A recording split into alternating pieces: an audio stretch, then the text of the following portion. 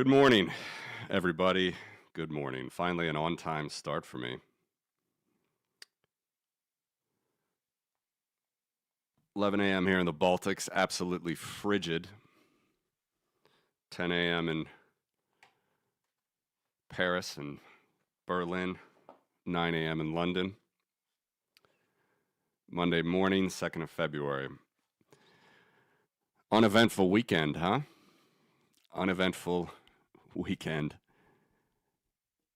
I don't know about you guys, but things are moving so fast. The world is so crazy. It's hard to keep your bearings sometimes. So,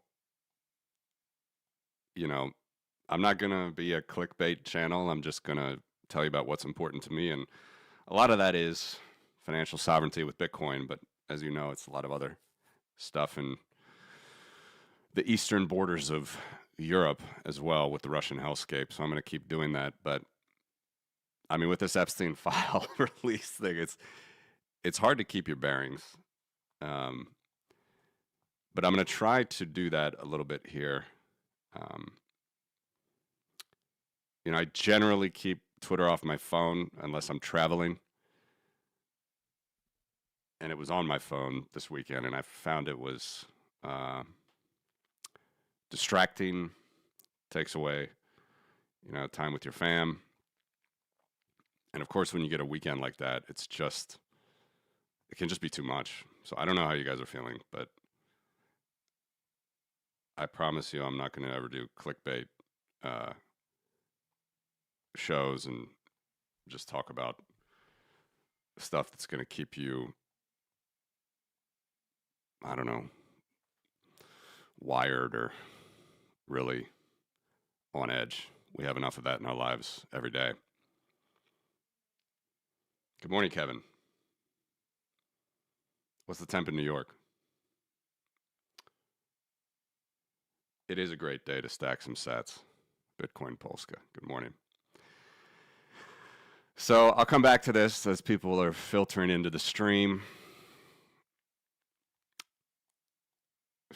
January came and went. And if you take out the noise of last week, right? So last week, silver did hit this line on a few days, right? It went over 120 bucks. But if you look at monthly closes, and then you look at today, which is right now, it's like $78 right now. I fed this in at 77.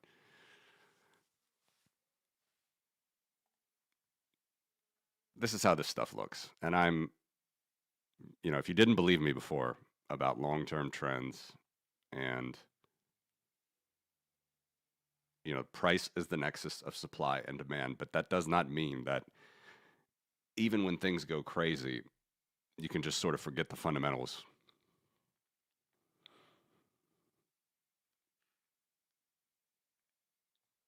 I think last week was a little bit of did some convincing there, at least to me. Of course, we're still in the middle of this bull. This could be a slight pullback. Crazier things are coming out of the White House every day. I'll do a little bit on the Epstein files only because of the Russian nexus, which is massive. But silver, with this big pull off, which both gold and silver, right, over 25% for silver. Actually, what is it for silver? It's like 30%, right? What did it got to 125? My calculator doesn't come up easily anymore. It's annoying. 78 by 125, that's going to be like 35%. Yeah, 35% drop from the highs of silver, which you don't see here, but I think that's even better to show. These are just monthly closes. And this is just how this market is. Let's look at gold.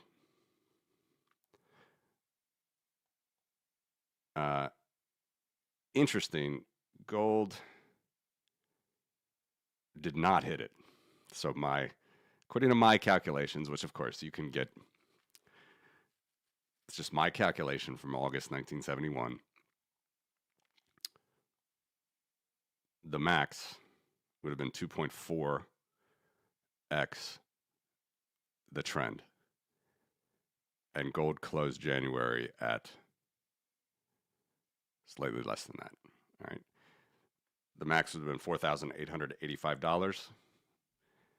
And on January 31st, it was less.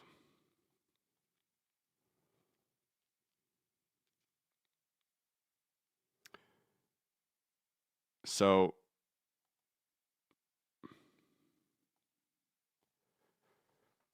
just again, to reiterate, this stuff is crazy.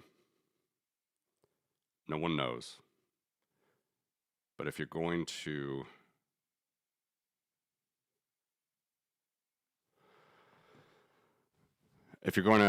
sort of get in your head that this stuff's going to 20,000, this stuff's going to 30,000 without really looking at the fundamentals. And I know fundamentals, I'm not using that word completely appropriate here. Fundamentals are usually about cash flow and revenues. You might get ahead of your skis. So that's where we are. Maybe a month from now, we're above this red line, back in a bull. Maybe. All the silver and gold newsletters are going to tell you that we will be. But if you just look at the long-term trend,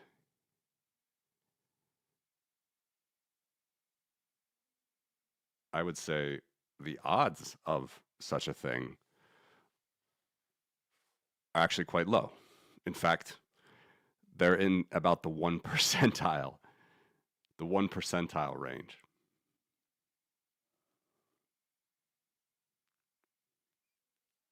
That's literally what this chart says. It says the next month, there's a 99% chance that gold will not be above this red line. And for silver, there's a 99.999% chance that it will not be above this red line, which is $120.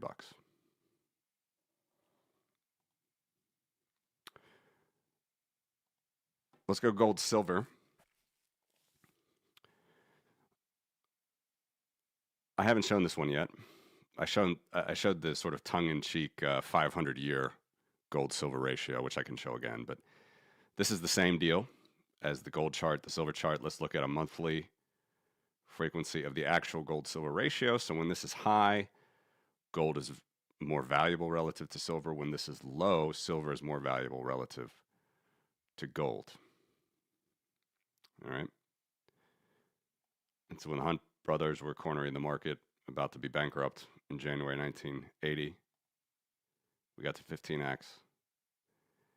We did it again here when silver went to $55 or whatever it was in April 2011. We got to 31x.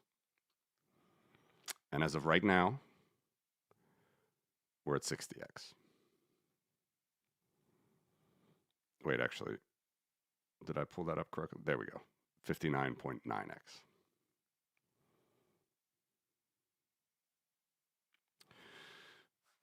Good morning, Somas. Good morning. So, actually, now that I pulled this up, do I? No, I should have a value for February. Hold on. Let me just fix that. Because that would be fun to see. I should have it. I should have it.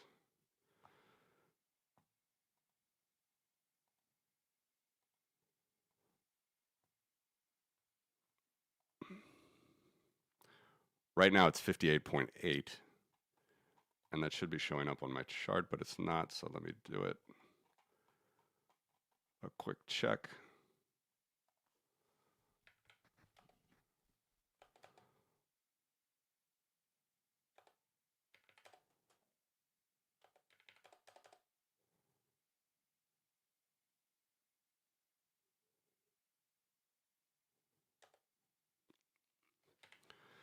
This is somehow not showing up correctly, so give me just 1 second.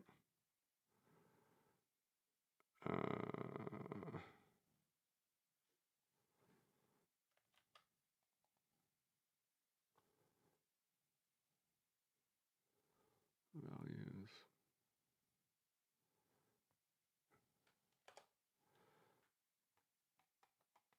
Sorry for the dead time.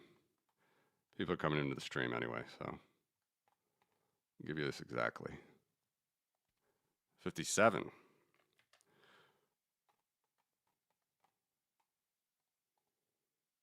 Values. Gotta fix that manually. 675. Gotta fix that manually.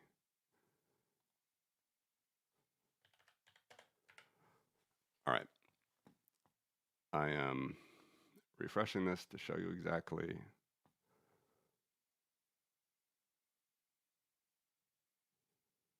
We're at 4,600 gold, 79 silver. I took away the fun by showing you the bands. All right. So we saw even with last month into today, which can changes every day. This is still a monthly frequency, but this is the current. We're at 58.9x on the gold silver ratio. So a lot of people we talked to last week think it's going to 15. It might. But let's see how. So again, silver is super valuable when it's low. So let's see what it takes to get there. Let's look at the 30th percentile. Okay. So we're already at a situation where in the last 50 years, 70% of the time, gold has been more valuable than silver. What about 80% of the time? What about 90% of the time? So that's where we are. All right. So it's a 40% discount of the trend, which again, I'm not saying it's gospel, it's just that's what the trend is, which is 90. 90 is the gold silver ratio in the last 50 years, the trend line. And right now we're in the 10th percentile. Now look, like I said, this is not about technical analysis. It's just to show you guys relative risk and how fast it can move. So this is totally possible. Like next month, we could be like right here, or say right here. This could be our situation. Little pullback, right? If you're a silver bug and you love silver, this could be a little pullback, and then we're going to go whoop down to 30 in 3 months. This is totally possible. I'm not saying that's not going to happen. I'm just saying the relative risk is quite. The probabilities aren't with us. All right. And here we can see how fast, it's not a days and weeks. This is more of a weeks to months or months to years phenomenon, actually, in this case. So October 2010, it went under and was back September 2011. So it was 11 months.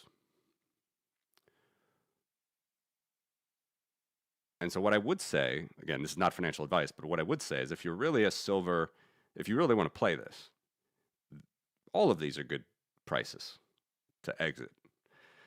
But, if your target is accumulating, say, more precious metal, you shed silver here and you go into gold in this period because it's historically incredibly cheap. That is gold relative to silver. Same thing here. Like if, let's go the other way. Now, they both were terrible during these periods, but you could have accumulated a lot of silver here because gold was extremely well priced relative to silver at the time. Even went higher here to 95. Again, you know the story. It's not. The big Hunt Brother move was a period of September 79 to March 80. 2 quarters. And this is at the time, by the way, because this didn't exist. So this existed. So you have to measure relative to the trend at the time.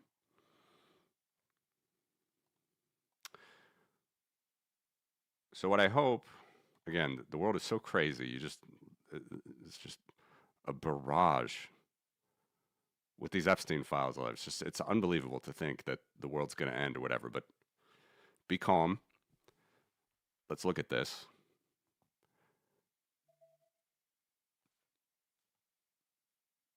Yeah, if you hold silver, might be time to buy some Bitcoin, might be time to buy some gold. Not financial advice, but this is the range that we're in. Theoretically, it could go as low as this, which actually was here in 2011. So for the last 50 years, relative to the exponential trend, which at the time was not 70, but it was 80. Going to a 60% discount of that, or 32 ounces of silver per 1 ounce of gold, that would be our, in my opinion, absolute bottom. And I don't even think we're going to get there. Because gold's going so gangbusters too. It's true they both move in tandem, but that's how I'm looking at this.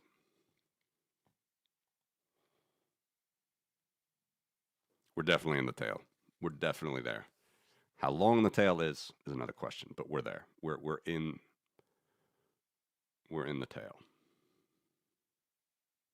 So if you think of just a normal bell curve, which this is not a normal bell curve, but if you still think of it as a bell curve, we're way, way, way on the cheap side of gold relative to silver.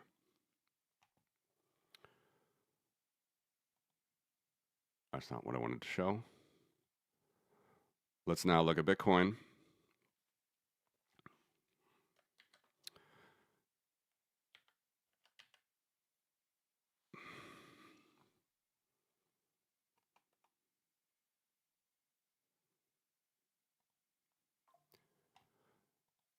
This was my favorite chart for quite a while, will remain one, because this is kind of our governor of the dollar chart.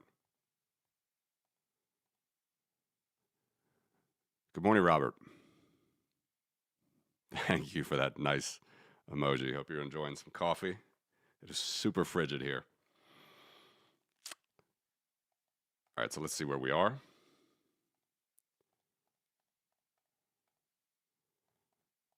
I'm pulling it up in a second. This makes me so bullish. I can't even tell you. But here's Bitcoin and gold. Now, I haven't said this enough probably. This multiple over or under trend makes perfect sense here in log linear, right, where it's log on the left axis, linear on the bottom. I know that it doesn't make as good a sense when you're on log. So Bitcoin will be a log straight line. So I just don't have a good enough chart to show you at the moment. You look at this chart on log scale, it will turn into a straight line. So it looks really nice. That's what a power curve is. It's proportional, so it's a straight line on log scale. But what's really happening is the ranges will also converge. So multiples don't make as good a sense. I know that, but I'm just doing it anyway because I think it's simple. So I do find it highly unlikely we'll ever get here again to this level. But the other levels start to make sense as you get closer to the black line. But anyway, as we know, Bitcoin was super cheap in silver terms. So let's look now. Here's the trend. So we could say the 30th, 20th, 10th, and then the 0th. So you can see the bounce. Big drop here.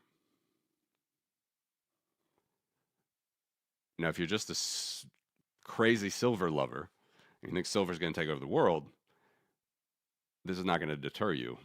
But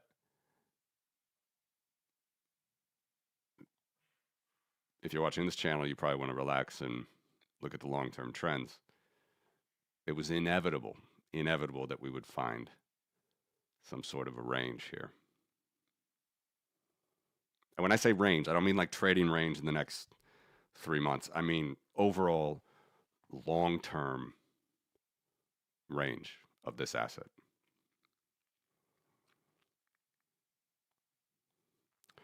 So this makes me super bullish for Bitcoin.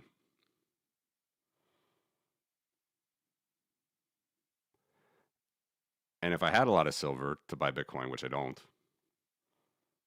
I would be I would be I would be nervous.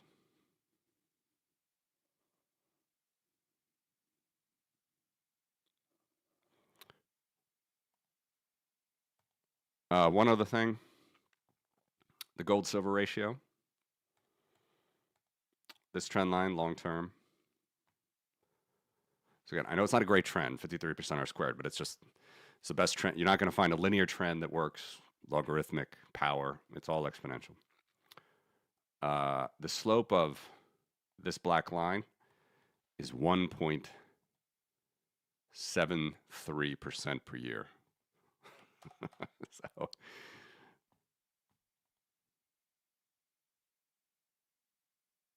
and that's what it's going to remain. It's not. If you tune to a silver bug newsletter or a gold bug newsletter, they're going to tell you the whole world's going to shift and we're all going to revolve into silver.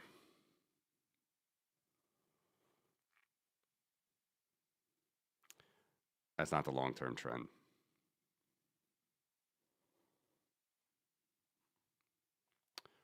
All right, let's look at gold.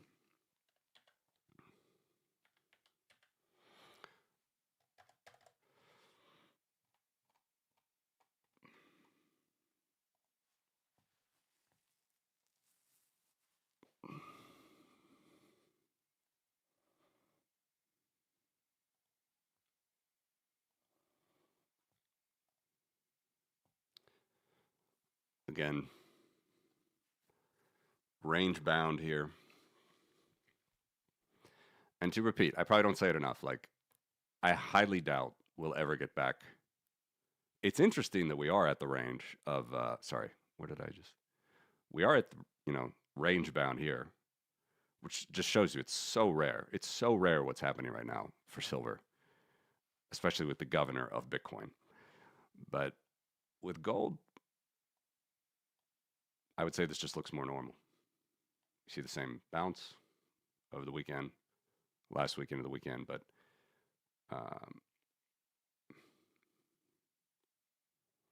it's still a power relationship, this curve. And the longer it goes, these lines should converge. They don't look this way because it's not the best analysis over the long, long term. But again, my point is it's so rare. It was so rare to get to these outside bands. All right, you see we set it here in 2011. And we haven't even gotten close since. And gold is definitely the better comparable asset to Bitcoin than silver. So this further makes sense to me that we're not hitting this. I'm not saying we couldn't, but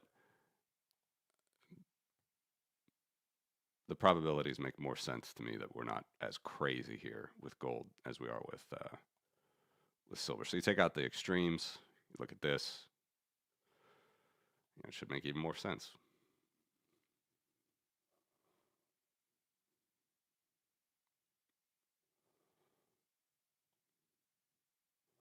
I'm telling you guys this for my own sanity too, as a Bitcoin holder, right? Like, do I think that we can stay under this period for 3 months? Absolutely. Happened here, no problem. November to January, only 2 months, or no, yeah, 3 months, 3 months. November, December, January, basically. Not even 3 full months. But we did, right? Still a cheaper price than today, by the way. Bitcoin in gold terms. Did we here This didn't really exist at the time, so it's more like this. God, sorry. Did I just cut off again? You guys can hear me? Sorry.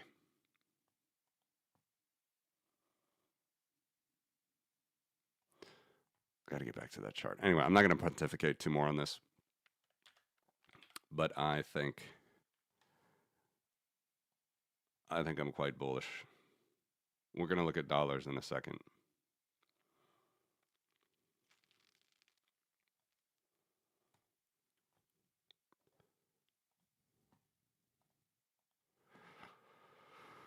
All right, let me take this off 1 second.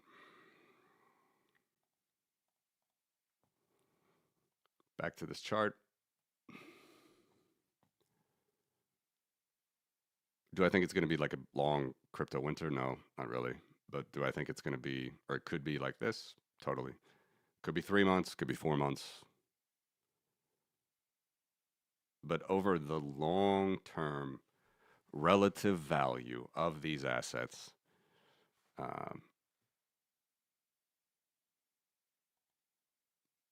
it's just statistically unlikely that gold's going to moon into something that Peter Schiff wants it to do. Another thing to think about, and there's been a flurry of articles on Bloomberg and everywhere, as I'm sure you guys have seen, is I kind of mentioned it last week, but they're just so different markets, you know? Like as crazy as Bitcoin has been with the pumps and the booms and the busts, you know, like multiples higher than 70, 80, 90% retrenchment, depending on the 4-year cycle that we've been in. Time will tell whether that's going to happen again this time. But with gold and silver, they're just such slow moving markets. You know, it takes a long time to corral that capital into mining operations, which may or may not even be profitable. And there's regulation and there's speculation and all sorts of stuff. It's just a completely different market. Even though we do have the store of value characteristic with gold more than silver,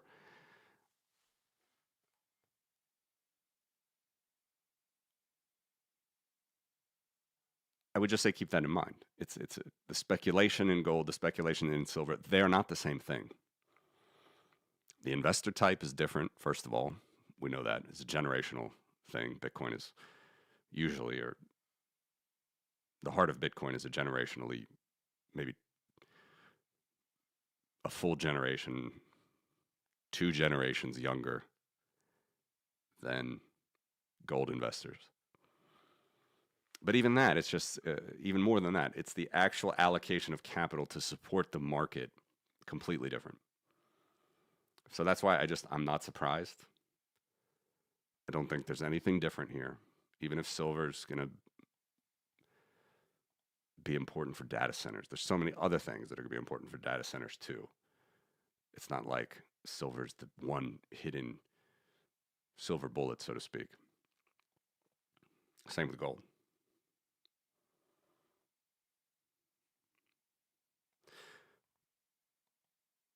All right, so that's that. And then just quickly to look at dollars.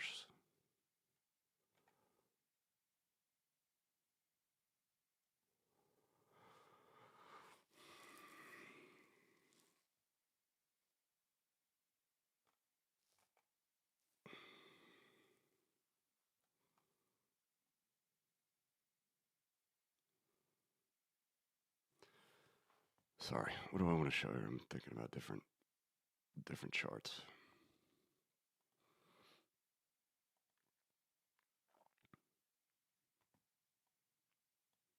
Yeah.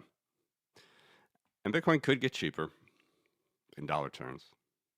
Probably not in silver or gold, in my opinion. But just to sort of finish the topic, now when we look at this in dollar terms, I'm even more confident, right? I'm more confident in these ranges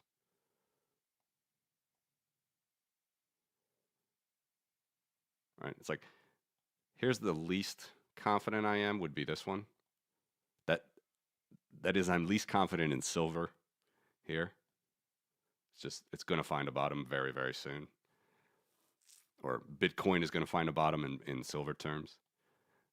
I'd say here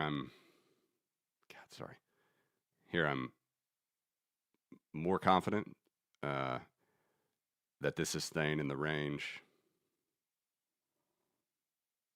My conclusion is the same. I also think there's going to be a bottom here soon. I don't think it's going to go as low as say here, down to 9 ounces of gold per Bitcoin.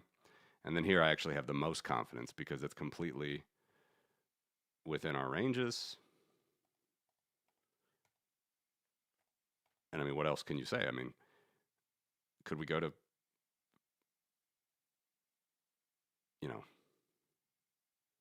40,000 right now?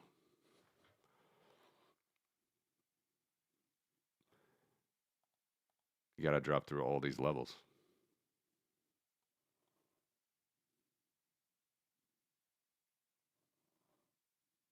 Not this one. We did hit it.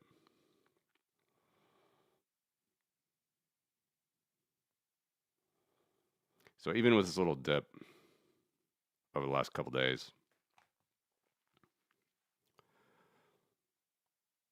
we all know that this can happen in Bitcoin.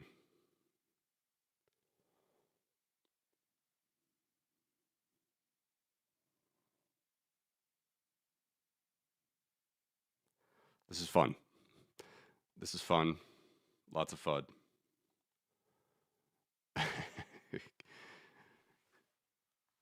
Good morning. I don't know if I should say Mishi, Michael. I mean, it's not even worth. I don't even follow him anymore. I'm just sure you can almost predict the nonsense he's going to say, but Peter Schiff doesn't show these charts to his investors. Doesn't talk about the long term.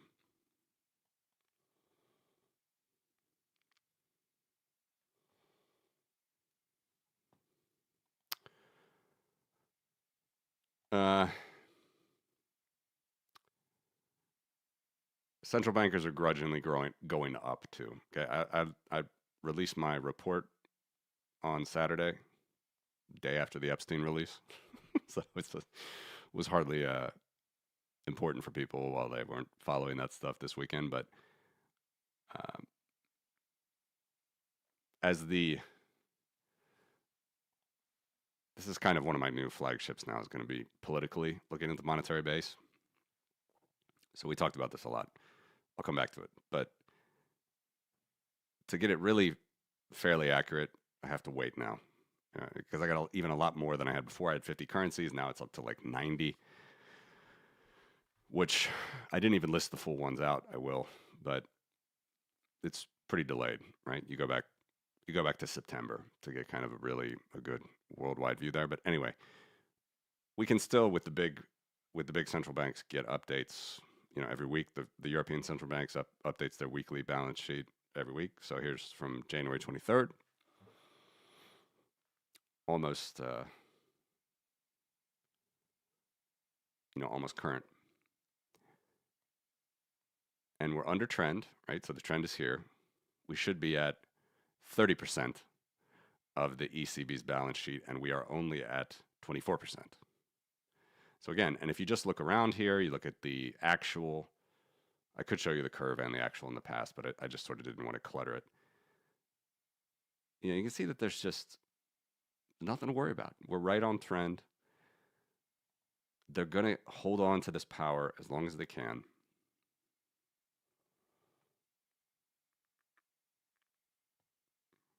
And even though Bitcoin can go up when money supplies go down, it can also go up when money supplies go up. So, once again, I don't think it's much to be too concerned about. And as we know, Trump did a very political pick for the Fed chair last week. The spouse of the Estee Lauder fortune,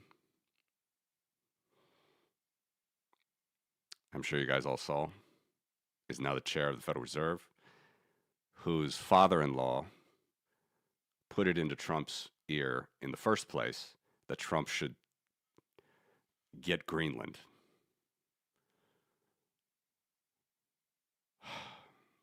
U.S. just continues to be a mess. I don't want to get too much into the politics. I will show some, but again, weekends like last weekend is where I think it's important to just, we can take some time to relax and look at the big picture.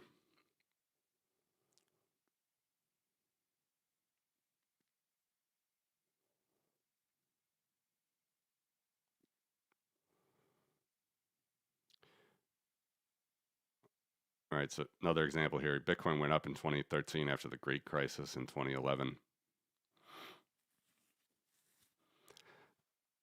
Not that it matters. I mean, Bitcoin was so small at the time. So Bitcoin can go up when central bank money goes down. Bitcoin can go up when central bank money goes up. This one followed it pretty well. Bitcoin can go down when central bank money stays up, and then Bitcoin can go up when central bank money goes down.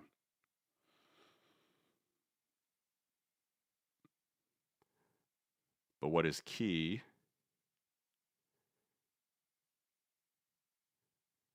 is the curve. And the power curve looks very, very good. In fact, I need to tell you guys the curve. It really is, man. Don't get me started yet. I'll go there a little bit, but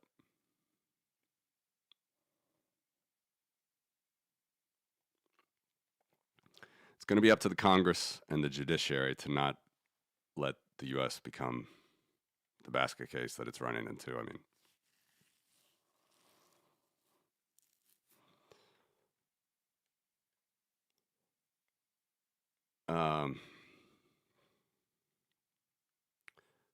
okay, let me tell you a couple more stats about this chart,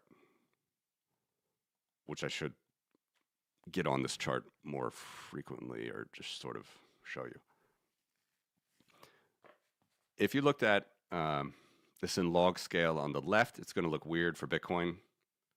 Right, but again, notice how Bitcoin is the curve and the ECB is still like a straight line. Wait, why did it do that? Yeah, okay, so this is log scale actually. And I'm not showing you the curve, but draw an exponential curve, a straight line on log scale. You could do it. And the slope of that curve is 8.48%. So the ECB, since it was founded, increases its money supply at 8.5% a year.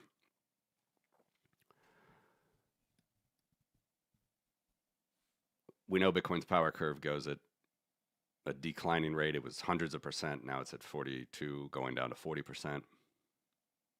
Okay. But the relationship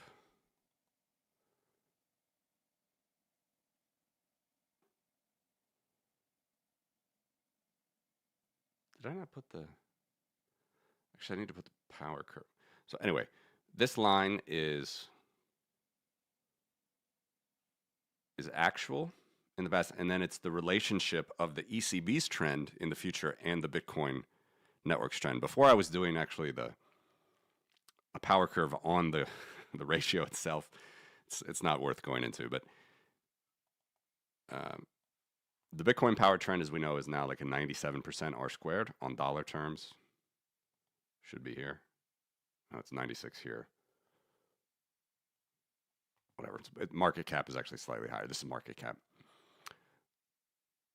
So 96, 97% R squared. And the R squared of the ECB's balance sheet trend, right, which is 8.5% per year, compounded exponential growth, is 83%. So it's pretty good. So anyway, you combine those trends together into the future, the ratio, you get this, and we get to 100%. This is one I trust much more than the one I was showing you before.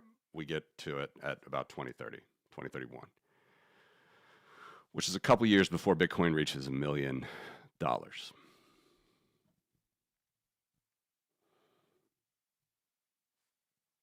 I don't see anything anywhere to doubt that trend.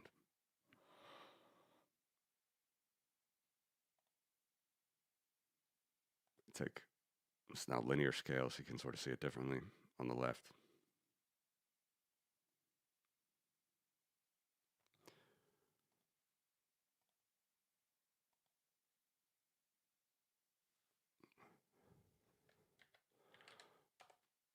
And then let's look at America itself. New Fed chair, surely impartial. It's Federal Reserve's balance sheet on a weekly basis. Same chart, same deal. Same type of calculation. We are at, instead of 25% of the ECB's balance sheet, we're at 27% of the Fed's balance sheet, and we will reach 100% also in 2030, actually a little bit quicker because it's already closer now.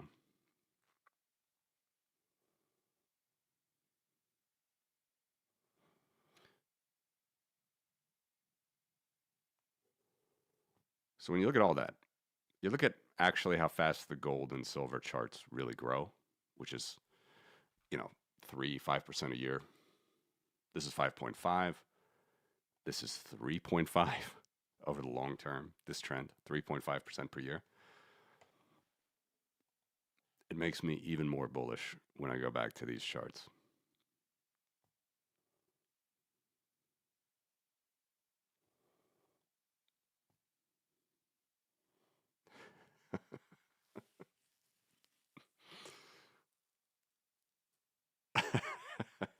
That's a good point. I should do a GameStop Bitcoin ratio. That's probably a good idea.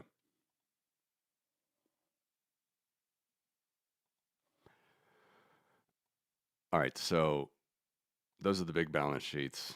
It's already bigger than the Bank of England's balance sheet, which is part of this NATO group, which is here, non-US NATO.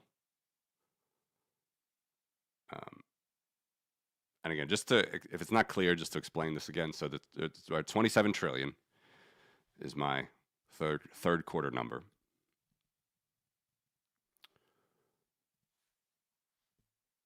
Which is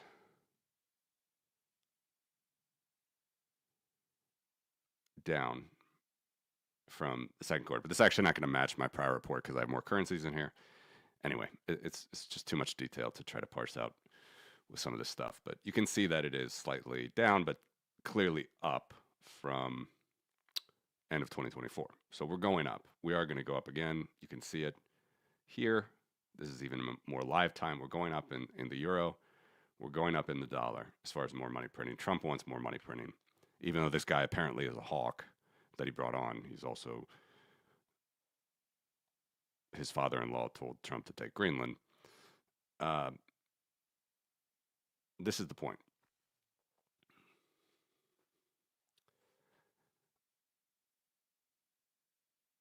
I thoroughly believe that 5 years from now, 10 years from now, there's still going to be fiat money supplies. It's not, as much as I love Bitcoin, and I believe Bitcoin's going to change the financial system,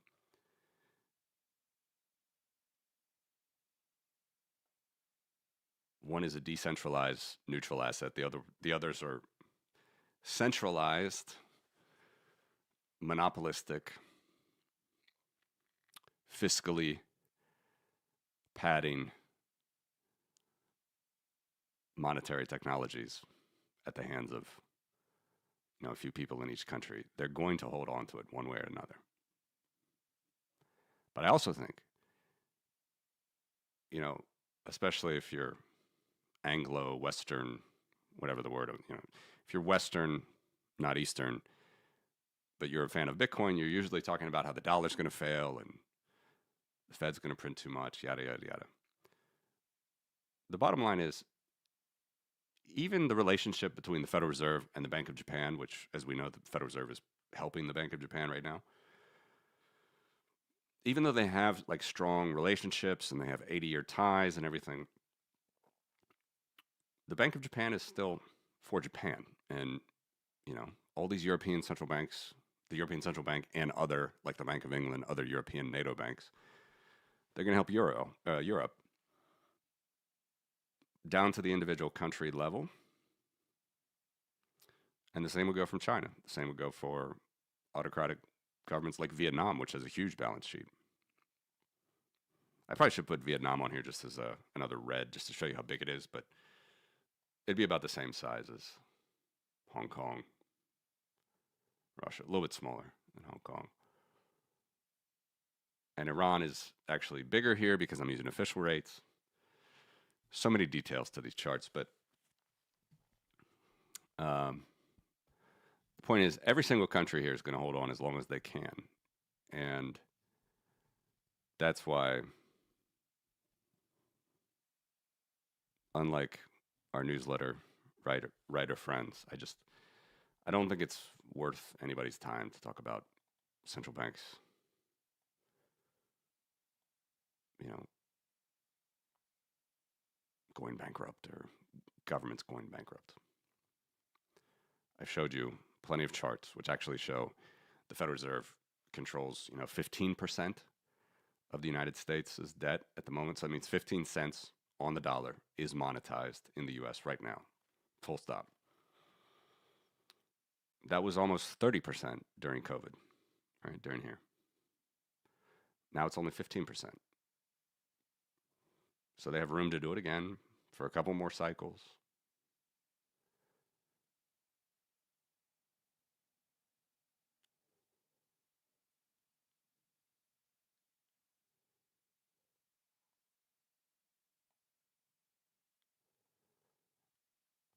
All I'm saying is, look, these are real numbers. There's a lot of money here. There's corruption. There's extortion rings, as we see over the weekend. There's so much craziness. But at the end of the day, it is anarchy at this level.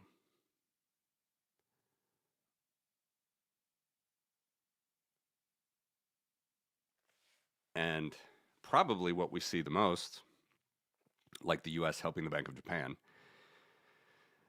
is the phenomenon that I talked about with the Baltics becoming independent 30 years ago, 35 years ago, right? They were scared of what would happen to the Soviet Union collapsing. The United States was scared of what would happen to nuclear proliferation. I'm not making light of that idea, but I'm just saying, they asked us to go on a pause. J.D. Vance wants to do a deal with the Islamic Revolutionary Guard and everybody in Iran. He wants to do a deal. They don't want to tip over the apple cart completely.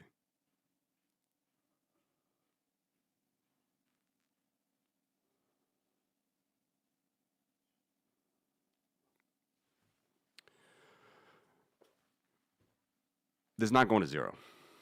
I mean, eventually it will probably go to zero in terms of Bitcoin terms, but that's a long way out. We got a long way to go. We got the power curve. It's nearly a perfect R squared.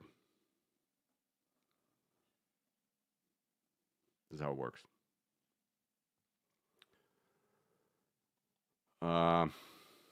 Just quickly, Russia's already killed more people in Ukraine this weekend. This is from Saturday night, I guess. Notice how the soldiers haven't changed. Apparently, there's an energy ceasefire. It is true that Friday night there were less drones. This should be Saturday night going into Sunday. It's February 1st, the full day. This is yesterday. Notice the drones, 1,000 drones, which is on par with the record.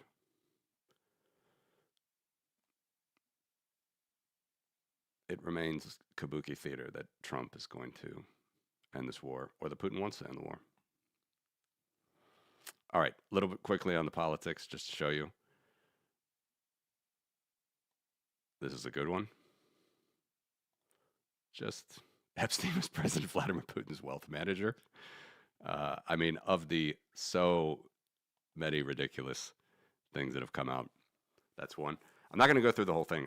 I want to actually talk about something that's making it a little bit sad and hard to deal with as a Bitcoiner who wants people to take control of their financial freedom. I think most of you guys understand my position now after repeating it, but I talk to Peter Todd about this sometimes because he is obviously more well known than me in the Bitcoin world, and he's a just a staunch supporter of Ukraine. And I don't feel that there is enough of people who, at least, I don't know, are loud and sort of proud about holding the line on freedom, but also holding the line on monetary freedom, sovereign, like, you know, self sovereignty. So here's an interesting situation. I'll talk about Tomas Ilves a little bit, who's someone I really, really like. You know, former president of Estonia. Now he's just a unabashed supporter of Europe and Ukraine, but also he just speaks his mind very clearly. And I think it's interesting that he's American and Estonian. So Estonia introduced its mandatory national digital ID card in January 2002, becoming a global leader in e-governance by enabling secure online authentication, digital signatures, and access to services. With over 98% adoption, the digital-first approach allows citizens to vote, access to health records, and handle banking online. So this was not the first thing that they did. They were the first, in the 90s when the web was starting, late 90s, it was, and Latvia did this too. I mean, a lot of Eastern Europe did this, but Europe was starting the SEPA program. Like, it was already clear that we were not going to use checks, like Americans use checks still. We were going fully digital. And Estonia was a real leader here. And Ilves was one of those. I mean, he's an IT guy. Here he says in his bio, where digital is native. And coming at number 2 in the world in internet freedom. Now, Peter Todd and I have also had some, not debates, but he's pretty hardcore on not having a digital ID for reasons I can completely understand, because, at the end of the day, if it's not fully open source and you don't know where, who's in control of your identity, that can be a problem. I think that is debatable on how big the country is and how, just sort of where the geographic location is. Another thing to say, Ilves and everybody in Estonia, and I'm pretty sure Latvia does the same thing, Lithuania, now, because they have digital IDs everywhere, basically. Well, it's not as digital as Estonia, let's say. I know for a fact that it's not like Estonia keeps all of their digital records only in Estonia. Okay, so although it may not be completely open source, they have full mirrored versions of their entire collective history of Estonia, the information that is digitized in many countries all around the world. It's like, you've probably heard, like, the Marshall Islands is doing this. I think the Marshall Islands is sinking. There are other, or Vanuatu maybe, I don't know. There's a lot of countries that are doing this now, small countries, just to keep, in case literally a natural disaster happens or you get invaded by a tyrannical shithole country, you have to keep the state alive.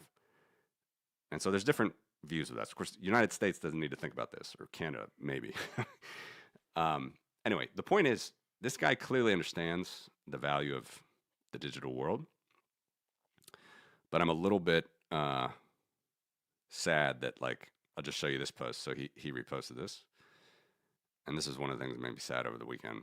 Is you guys probably saw this chart, or this this report out of the University of Texas, talked about how Tether caused 60% of the 2017 price surge, yada, yada, yada. And then you got Epstein in here, whatever. This is where it is interesting. If you know so much about an industry, you don't really, you can understand that a lot of this is bullshit. Like, it is true. Everybody said for a long time that Tether had terrible quality of reserves in that they were bailing out Bitfinex, owned by the same people at the beginning. But now it's not the case. And they have, one can make a case all day about how quality are your USD Treasury reserves. But this is where it's going to be hard for us as Bitcoiners. Like, I agree with almost everything this guy posts, and I would encourage you to just go through the feed to talk about, or to, they're just Solovyov. This is like Putin's Gables. I mean, he is literally just saying we need to destroy them now, like completely kill them. All of them should be eliminated. It's so ridiculous. But anyway, he's got a lot of good stuff on Epstein files, posting all this stuff. But this is where, in my opinion, I don't know. It's just personally hard for me because so many of these people understand the digital world. He's not. He's not. He's just not dumb to it. But he's not. It's clearly true in reading someone like Ilves that he doesn't know it enough. He doesn't follow it enough. He doesn't think about it enough. He's just thinking about great power politics and guns and weapons and ammo and protecting your country. Um, so, you know, this is what I worry about for Bitcoiners. These headlines are too, they're too cheap. They're too, if Bitcoin was pumped by Tether the whole time, right? We just would not have had these reversions to the mean. We wouldn't have had the drops, even because if it was pumped by Tether in perpetuity, they could pump it in perpetuity and not have the drops. It's the same thing about gold, right? That people say the gold market's manipulated. In the short term, it might be, but over the long term, you form trends. It's just not that. It's not rocket science. It's statistics. So it's one of the things that saddens me, I guess. It's really all I wanted to say about this point. I don't know if you guys have been following the detail of the Russian grift that has come out in here. Like, look at these losers. This is just funny because this is just what Ills has reposted. All these losers that got their stupid Epstein files, which was just reprinted copies of stuff that was already released. Apparently, not a single one of them posted about the Epstein files. There's just so many losers around this story. I'm not going to go through the whole feed, but there was a couple things I wanted to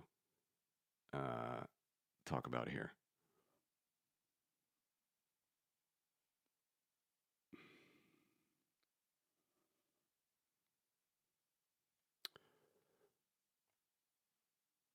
And maybe I can't find it, but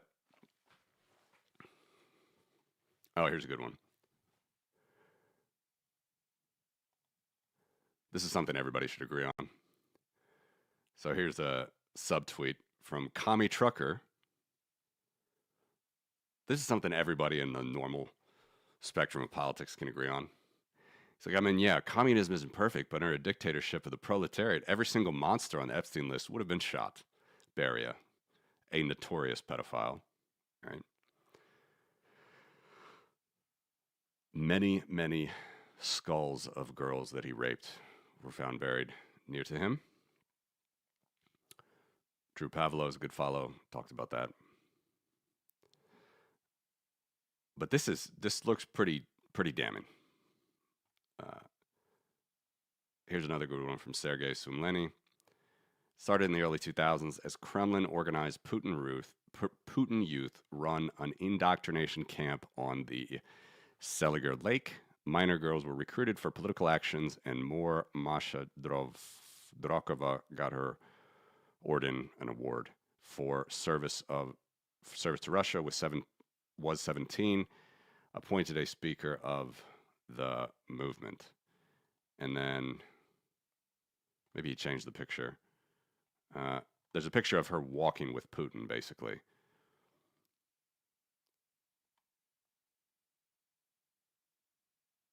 All of this stuff needs to just be ripped out, root and branch, from Russia's. I mean, there are major links here with Putin, Epstein. Also, there was one. Did you guys see that he's apparently behind an idea to get a BRICS cryptocurrency going? And he talked to people that talked to Putin about it. And this, by the way, is the stuff that Ills was misinformed on. Like, he's confusing the shitcoins and the CBDCs with Bitcoin. So these are again things that I think normal level-headed people that want freedom don't understand enough, and it just needs to be pushed back on every day. A little bit of U.S. politics. I don't know if you guys saw this chart, but this is serious in my view. Another one else posted, which I agree with.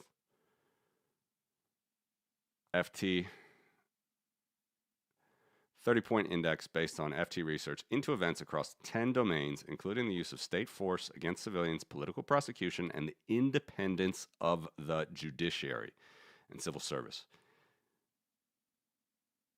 Nobody in America should be happy to be on this list. I'm not a huge fan of political indices in general, but when you see the countries on this list and you can connect the dots quite easily, you don't need to really be thinking that this is somehow a rigged index.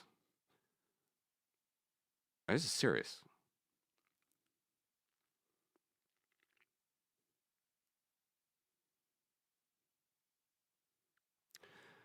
So to my American friends, I hope you're waking up on this.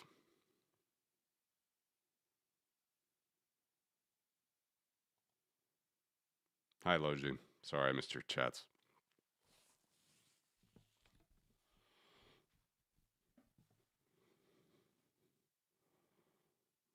Yeah, thank you. That's a good point. Bitcoin and the knowledge most of us have about it is an awesome area that shows how many people love to discuss stuff they don't really know online. Yeah. And that's true.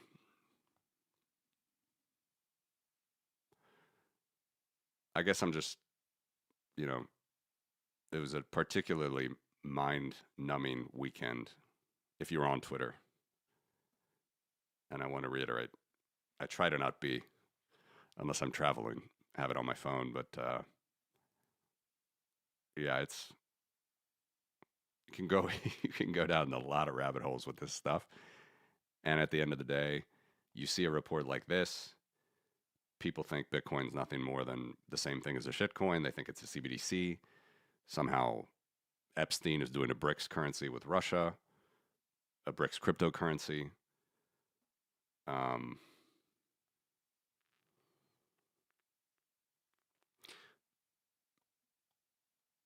it's opportunity. It's opportunity for us. Opportunity.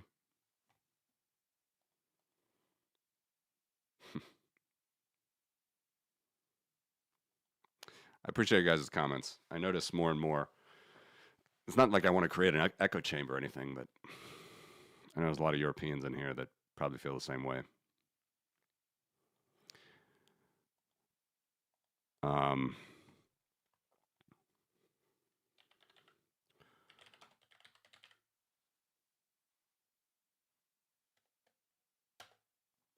I'm still curious for my German friends how things are going. I'm seeing this AFD stuff get crazier.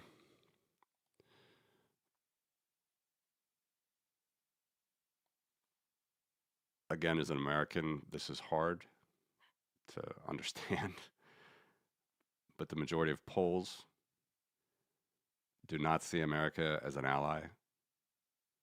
They actually see America as an unreliable ally. I guess the only one, 29, I don't read Polish, but this is 29% see America as a reliable ally.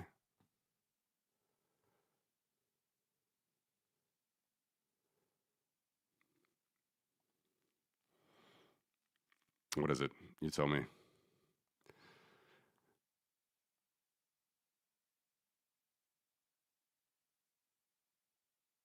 So,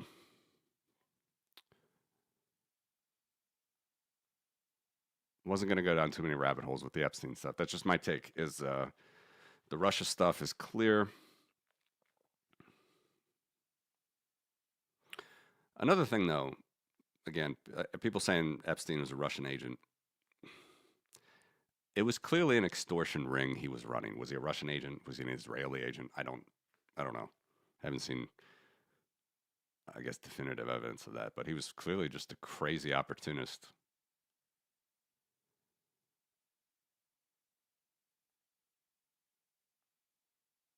That's how I see it.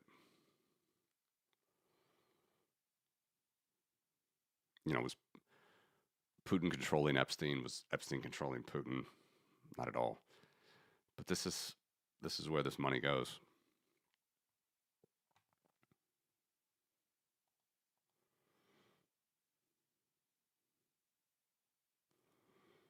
Yep.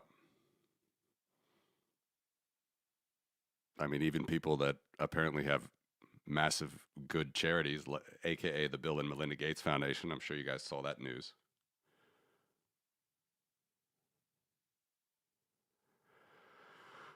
Yeah. Hello, sir. Um, I mean, I said a couple points on it. I'm not really like, it was a surprise pick, right?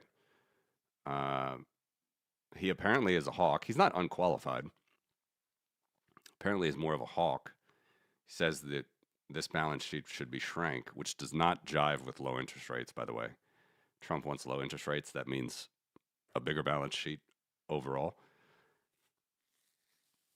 The most curious thing is that he's the spouse of Lauder's, the Robert Lauder, of Estee Lauder's daughter or daughter. And Lauder was one of these big money, put 5 million into Trump's political action committee. I mean, Trump has no scruples with money, with grift. We know that. But the Greenland thing was the worst thing that could have happened. It's obvious that he tacoed because it was the dumbest idea that would have just ruined the alliance. And it may not be done, by the way. The Danes are so pissed. I'm sure you guys have seen those protests of the Danes. I'm sorry, I get on these tangents political when you ask me about monetary. I think this is going up. It didn't really matter who he picked, but the fact that he picked someone that was in the same family that told him that he should take Greenland was like the first idea that he should take Greenland was from Robert Lauder, then it's not looking good for the general grift and direction of the Trump administration. Meaning they're going to continue to print. That's my thought. He's not unqualified, though. Smart guy.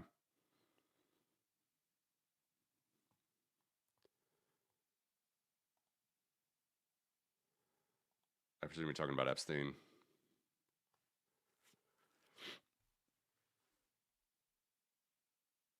Well, let's say I don't know that he's Russian intelligence, or at least, he's clearly linked way more than people knew. I mean, credit to Kasparov. Kasparov was always talking about this, but uh, the Russian part is way bigger after the release of these files than people knew.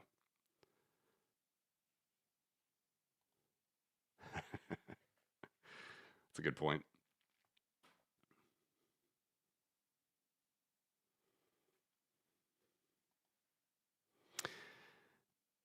Yeah, that's a tighter that's a tighter rope to walk. That happened here, right? The twist, Operation Twist was going on here.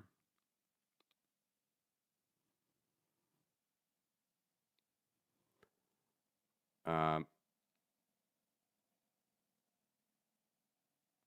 it's doable, but I think at the end of the day,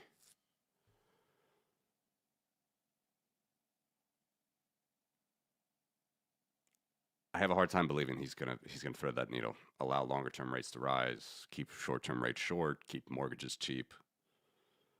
Um, I did an analysis sometime. It was like 90, 98% of short term interest rates are correlated with the Fed funds, which makes sense. They run the short term rates. But it's still like 91 or 88%. I can't remember the exact number, maybe like 85%. But it's the long term rates also are correlated with the Fed funds rate. So I have a very difficult time seeing that like the 10-year or the 30-year is going to somehow drift higher and he's going to be able to let those long term bonds roll off the balance sheet and keep mortgages cheap. It seems difficult to me, but I'm not smart enough to be Fed chair. You think that's the way it'll go? Yeah, that's true. That's very true.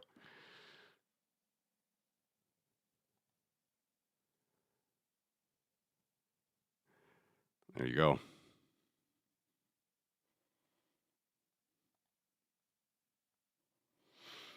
Yeah, good point.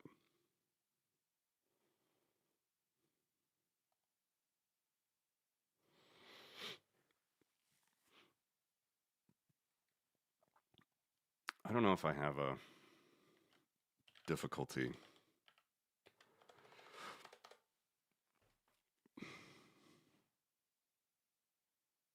I need to do a quantile on the difficulty. That would be a good thing to show.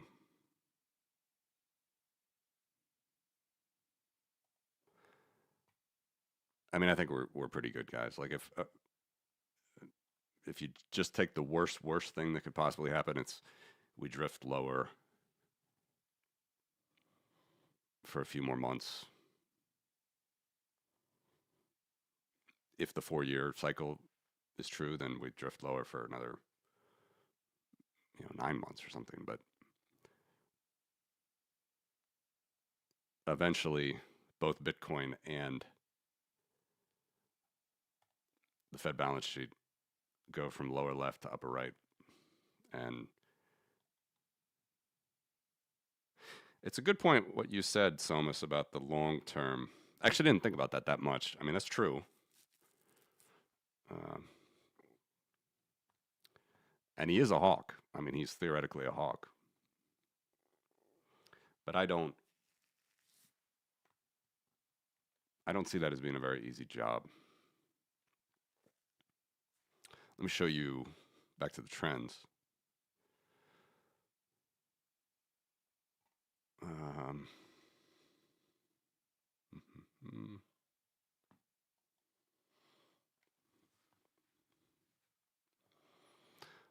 Another reason why I like to look at money supply rather than interest rates themselves, right?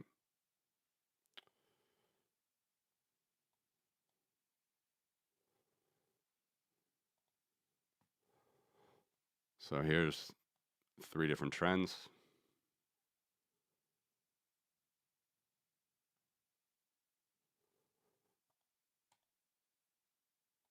What I do find interesting is the 1914 to 1971 trend. We're sort of right back on that. I'm not saying that's the correct trend, but it's sort of interesting.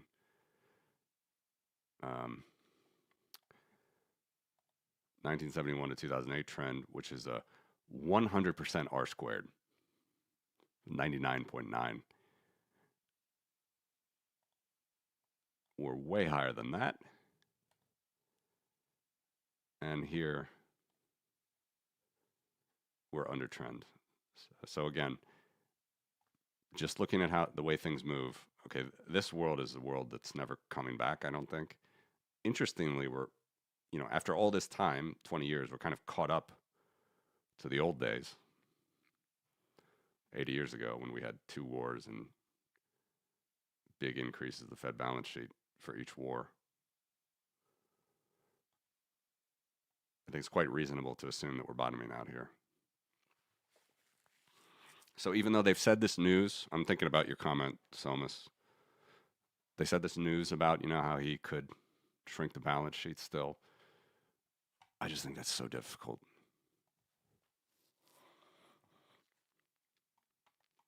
Especially when you look at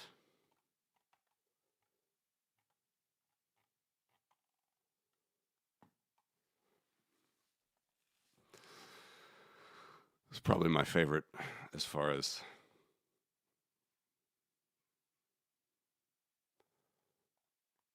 what's the Fed going to do over the long term? They print to subsidize deficits.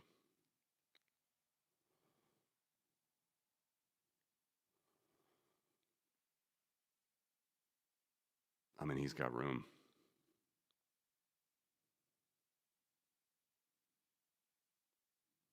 This is the chart I mentioned before.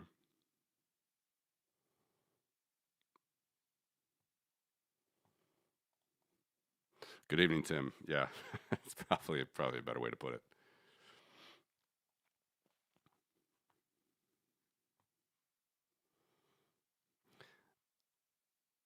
I find much more comfort in charts than I do in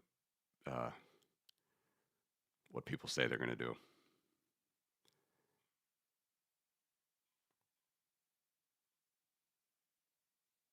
So this line, this green line, is how it is the monetization of the debt.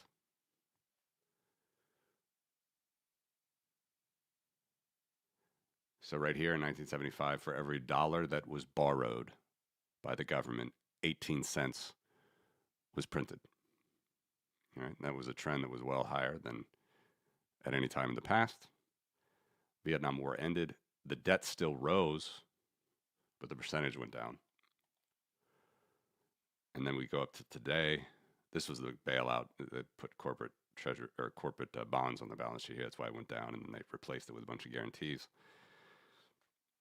Doesn't matter. It's all printing. So here was the record at 28. So for every dollar that the government borrowed, 28 cents was printed at that time. And just doing our classic trend line analysis, right?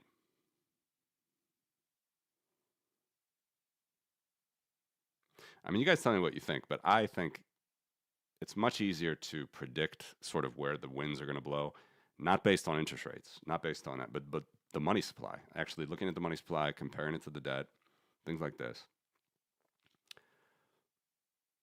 Very difficult for me to see how this goes much lower, especially when you look at these trends. I guess it could get back to this trend. It would be a nice idea, but I don't see it.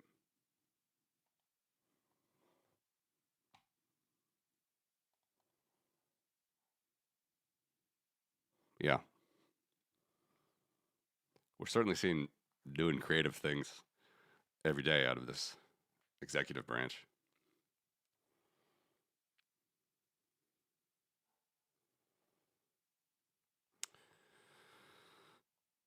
Terva, Terva, my friend, good morning.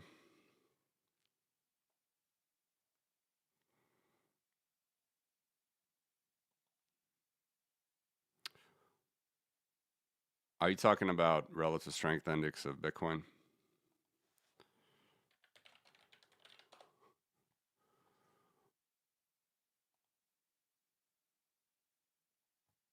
I know I really should have this up.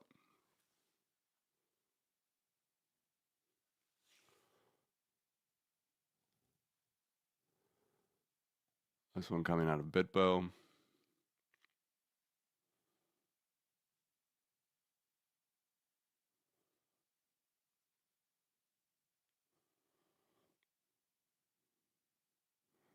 You're probably talking about a different RSI.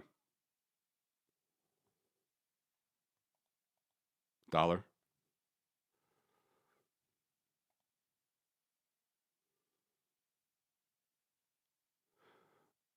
Notice the buying opportunities. I do need to get this chart up. This is very good. Maps perfectly, right? With seems like it almost maps better with Bitcoin Gold. Uh, where is it? I just lost it.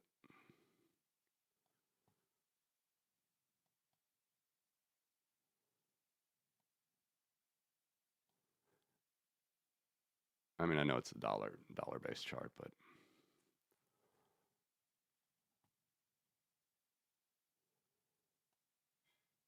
I have to admit I am not confident of making any projection right here because we just did not have the high last fall.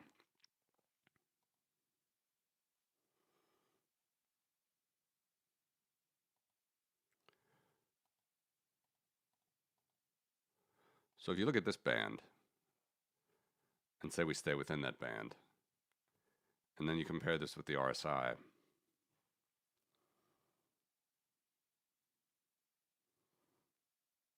You know, maybe we don't go as low since we didn't go as high, high, high.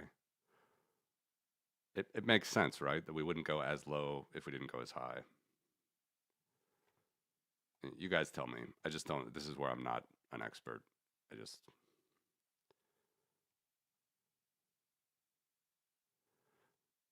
If you hold silver, caution. But if you hold dollars,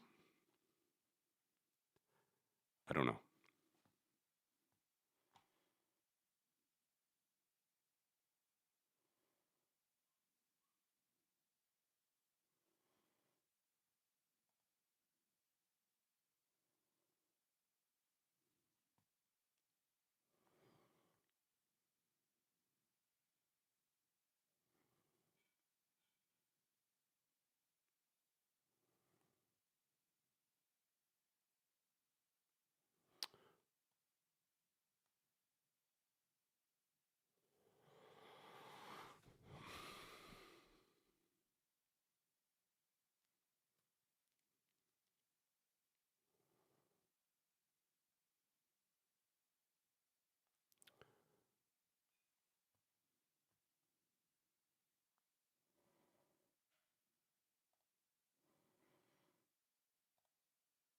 Hello, ASD123. Yeah, you might have not seen the start of this video, but I actually reminded people. So here, just so it's clear, when you're on exponential, right, which is straight line and log linear, straight line log linear, it does make sense to use multiples, right? As you can see, you know, you almost it was a record in fact here, but I'm not showing the record at the time. I'm showing the all time relative to the trend. So even though the trend moves up and down, the multiples work, right? So here in 2011, it was 5x, which was a record, and we have not hit the record. So relative to the all-time trend, this makes like perfect sense to judge. I don't want to say standard deviations because this is percentiles, but you're judging the bell curve basically. And with Bitcoin, it is true. This does not work. And my log is so terrible. It's going to be better, I promise. But let me put log bottom. It looks so terrible. So what you say right here about diminishing returns is true. Like what happens in log space is they converge. They converge. So the multiple analysis, I know that it's not, especially, it's not like inherently wrong to do, especially close to the median. But if you do this, like it's clear, it's pretty clear to me that these levels are not very helpful. Although it is interesting with silver, we're at a record low. But anyway, I actually said that at the beginning of the episode, so I agree with you. It's not, power curves don't work with the multiplication effect on log. You have to diminish, like you have less, less and less returns relative to the curve. So you have to, the returns will be less high and the losses will be less low. So you need a quantile analysis, which is I'm not doing here. I'm just using the multiples because I like using multiples because I think they're very simple to talk about. But notice that it works on exponential. Anyway, you're writing me comments that I haven't read.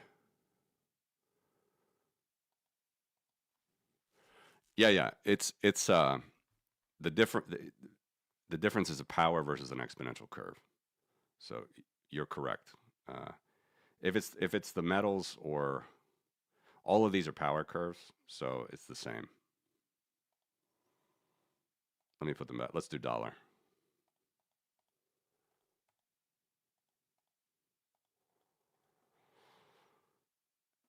And again, this log bottom is really bad. I'm sorry for that. It will get better. And then I'm going to take out all this stuff.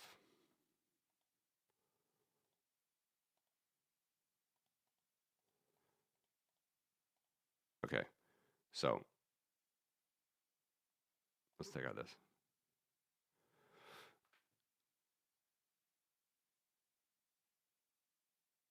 What you should be able to inherently tell, you sort of maybe can't, but these multiples just are not,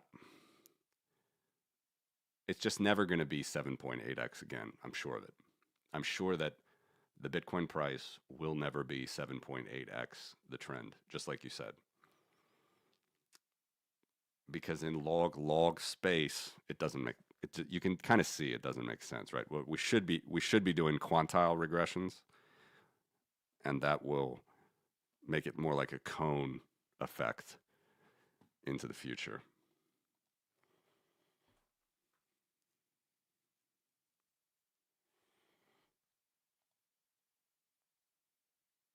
Okay.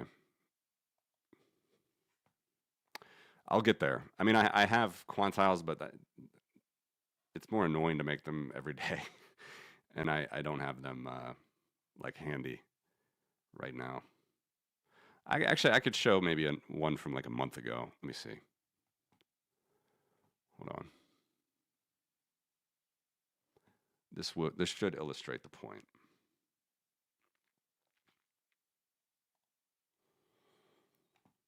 If it works.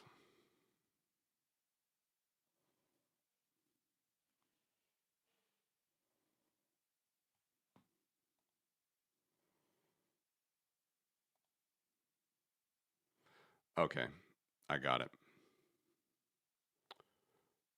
So here is from, it's actually like a month and a half ago. This is from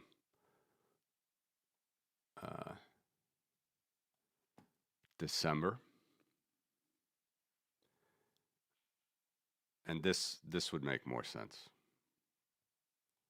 So as you see, in log, I'm in log space. And by the way, don't pay attention to these. This is another mistake. What's behind here, what's behind these dates are numbers. I know you know that. I'm sure you know this, but just for people listening, like, this is May 2010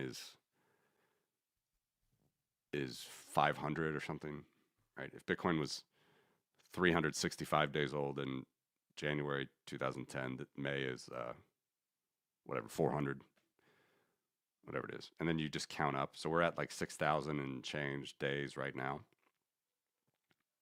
So the point is that's in log too, is those numbers. So it's the number of days are in log on the bottom and the price is in log on the top. This is the appropriate way to do a power curve analysis of the tops. So we can just use this, even though this is like from 2 months ago. Let's just read the numbers.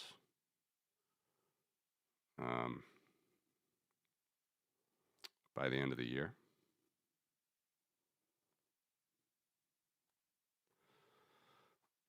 So the OLS is 173 as of 2 months ago. The 0th percentile, 85. I like that. All right, that's above where we are now. And the 100th is 427. So this is a good point, actually. Thanks for bringing this up. This is good. These are good. These are good lines to show at the bottom. Even right now, approximately, the 0th percentile, meaning based on the quantile regression, which is a little bit different. This basically just makes an OLS at every section, and you make these sort of pseudo R squareds. So it's not even that bad, right? 60K is the worst. So,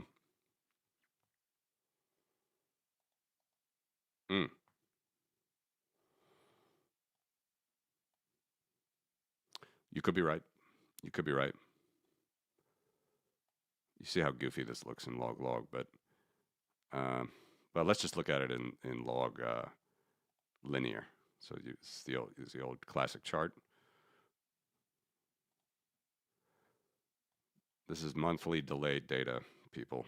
I haven't run this since mid-December. And yeah, there's your bottom level.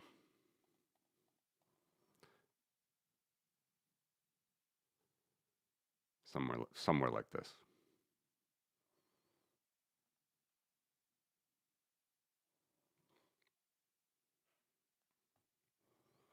Yeah. I mean, everything I think you guys are saying, I agree with. It's going to be close.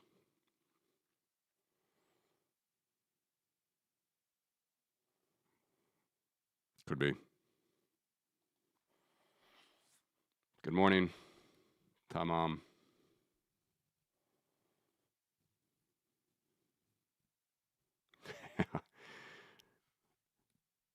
That is a conspiracy, right? The taco plan is just a conspiracy. Like he's just belligerent maniac. I'm going to take Greenland. Then he backs off. The markets were tanking. Then they recover. His buddies profit.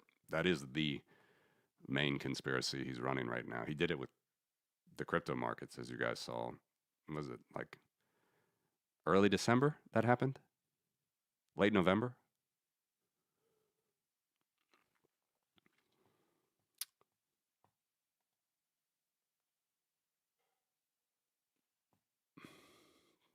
I'm going to answer your question, but I'm going to do it in a way that I appreciate as far as like holding sovereignty. Do you guys know who this writer is?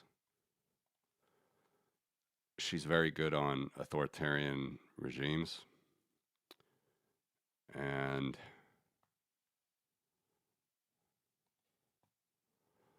I'll just put one of her, Ruth Ben Giat. Um, so what she says all the time in books is like elections, you have to just keep elections going. You have to like, and you have to hold them to account. You have to hold elections, even if the party you don't like wins. You have to make sure the election's not stolen. And you have to to let them go uh, somewhat orderly. I think what's happening with Trump right now, which worries me in the U.S., is like you saw in the districts that he didn't like, in these left districts, they're like what Tulsi Gabbard did, right? They're going into the local municipalities and taking their ballot kit. It's unbelievable. Elections are a local affair in the United States. The states run them, the local governments run them. And I know this is about the Chinese purge, which is also maybe a surprise for everybody that China's not as stable as everybody thinks. But that's the biggest risk to America right now. I see it.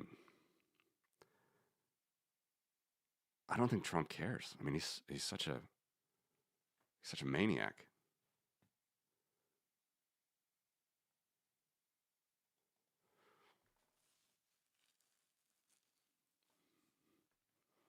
Yes, it does.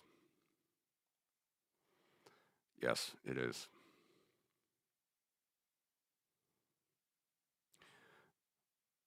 This was really good news, actually, to me. I'm sure you guys felt the same. Like, I'm not saying every country's perfect in the blue. My my home country certainly is not in the bottom there, but um, nobody's going to retreat from this pie. Let's look at it. Hold on. Let me do the percentages.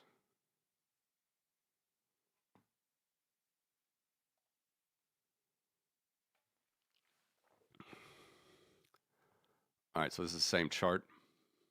I posted this as well for my uh, update third quarter.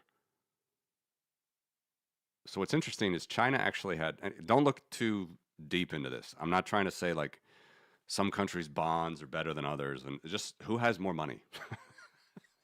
This is the money of the world. is the central bank money. And China was actually relatively the strongest just before the crash. The crash really hurt them and Russia in particular. Russia here is at 3.5%. They fell. They had a huge ruble crisis. They went down to 1.6%, which even got worse and worse and worse. Now they're 1.2%. But we see that China went from 26% of the pie of base money to all the way the worst of COVID. They went down to 15.3%. And now they're coming back.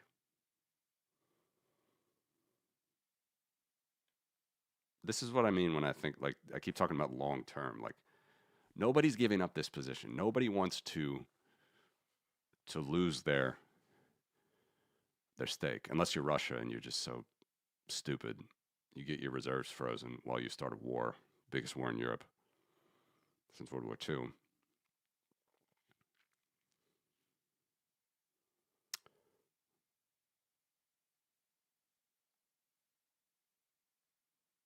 I hope China falls here. I hope the United States doesn't turn into the authoritarian, like,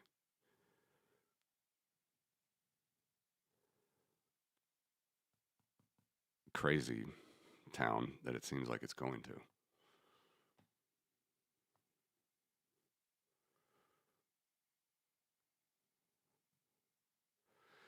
Yeah, these are good. Back to the Bitcoin.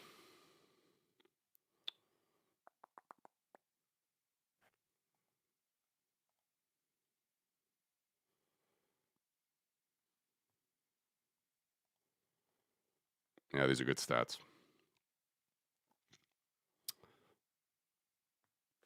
1 year, past 2 cycles. Oop, oop.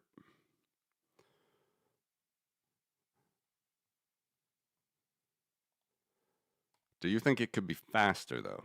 This is what I think most people are thinking. I'm not there yet because I tend to believe the 4-year cycle is a pretty strong thing. But some people think because it's not as big of a high, we won't have as big of a low, which makes sense.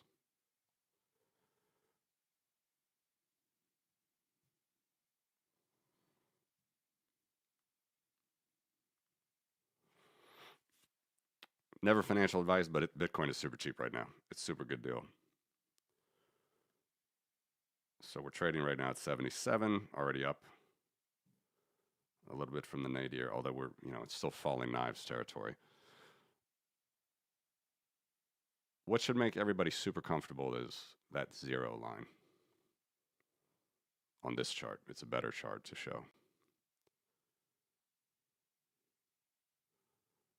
Okay, we could go down to 60, like you guys are saying, but for long. And the good thing is, even if we wait a year, that's today's price right now.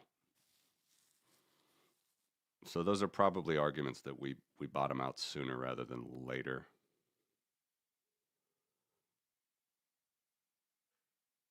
But I have to admit, this gets harder and harder for me every year.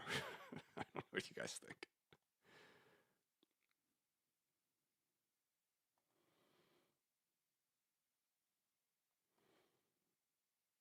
Do you mean like the power trend over the long term?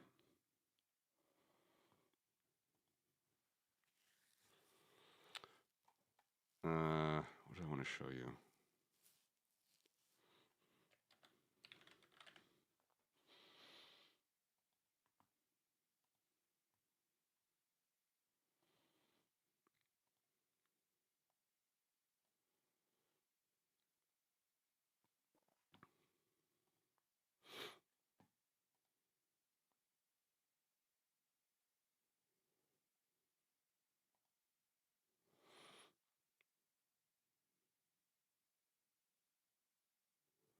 That would be more fun. That would be more fun.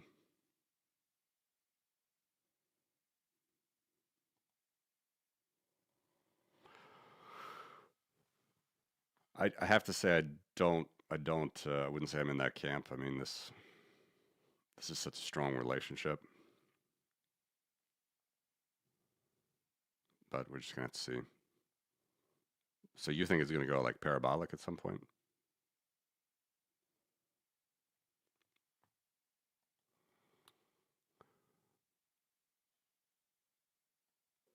I would show you guys this again. This is still the what makes me think we're not topping. All right, or we're just in the midst of a correction, even here, is because of the value of this green line, which is still the same level as it was one cycle ago, which is miners make $17 billion a year, which is so cheap compared to the gold markets, the silver markets, the oil markets.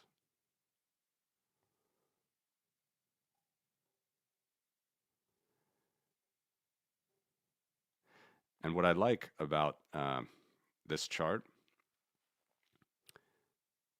you guys, is the halvings. You can see, notice how the halvings affect this, right? So even when Bitcoin was like super cheap and whatever, you have to take a year. This is a very slow indicator. So a year after the 2013 top, we got to almost $1 billion, but that was a year after. And then it falls, and then the halving comes and it hits us harder. So we lose revenue, but the price is going up at this point, right? It was down to like 200. Now the price is going up. And then we get the next top a year after this thing tops out, right? And then it goes down, and then the halving comes and we lose revenue. And then the price has to go up to catch up, right? And the same thing. And this time it's been particularly brutal. I would say that, it went down here, but then up. Like, let's just look here. This was a halving May 2020. $6 billion for miners. It fell down to 4.8, 4.7. In 9 months, we were going back up, right? Same thing here. In a year, less than a year, the prices. I should put the price on log. Sorry, this is. Now let me take that off. Anyway, point is, now, miners got such a kick in the teeth. Even though the price was rising, people were happy. The global mining revenue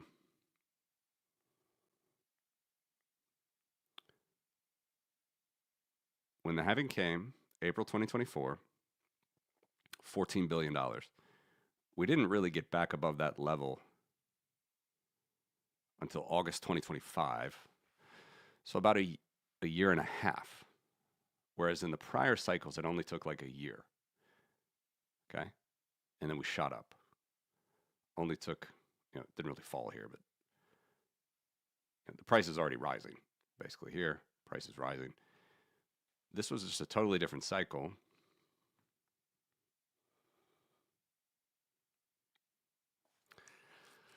I wish I could give you guys a solid opinion, but I don't have a solid opinion on it. I'm still leaning for some sort of a cycle, although this to me is actually the bullish chart, is that this is actually not a top. If it is a top, it might be kind of a bearish thing. But I see this as like just a short-term pain inside a longer term up cycle.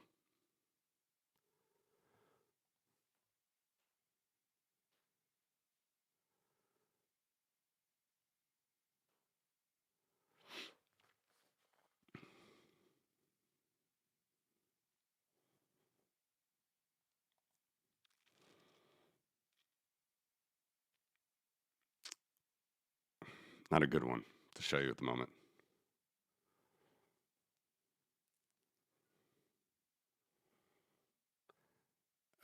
This is unknown, or at least I'm sure someone like Glassnode, who costs $10,000 a year, might have something to indicate there, but I don't know. It's just a academic argument which would show you the relative value.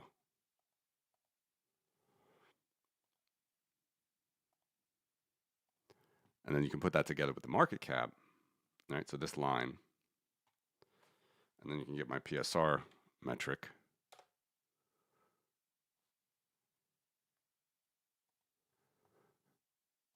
Which is also a power curve. And I also think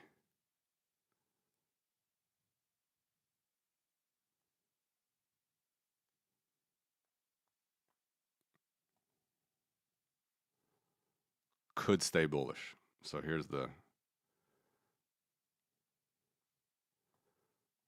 chart.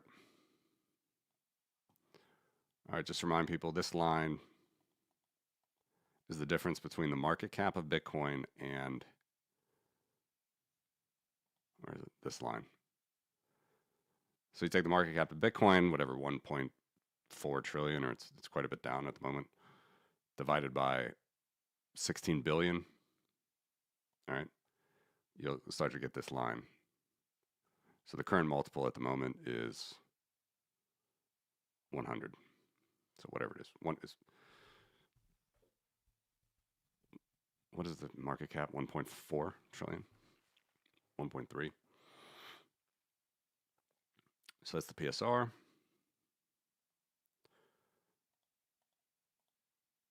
And just to give you general guidelines,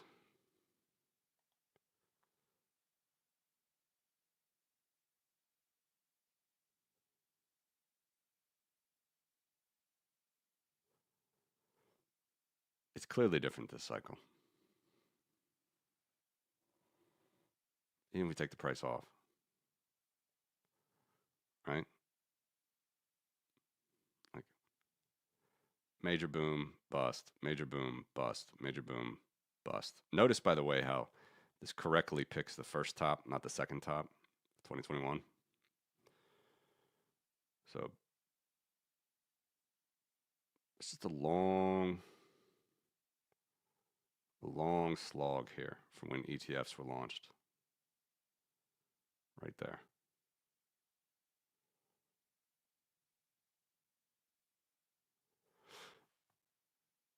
But I would say that the moment, let's take off that. I should probably make these different colors, but when the dotted black, when the actual trend falls below the evolving, it's usually bad. Right? And so at least here for that minor revenue, we haven't fallen below it. We're about to.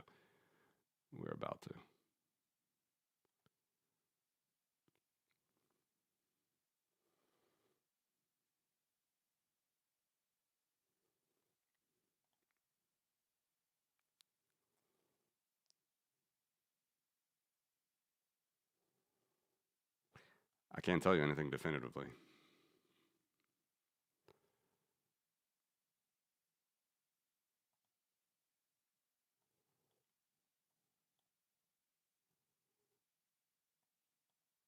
Actually, right on it. Sadly.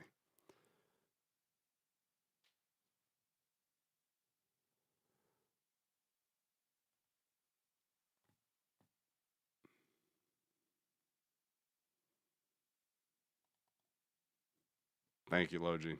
Appreciate it. Thank you, ASD.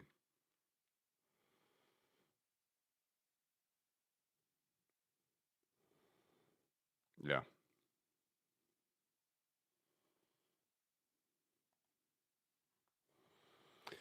Well, that's what I'm wondering. I'm wondering if it goes that low this time. And by the way, the quantile regression is still probably better than these little multiples. I just do them for, let's go 2080 here. So let's take out all the noise. All right, so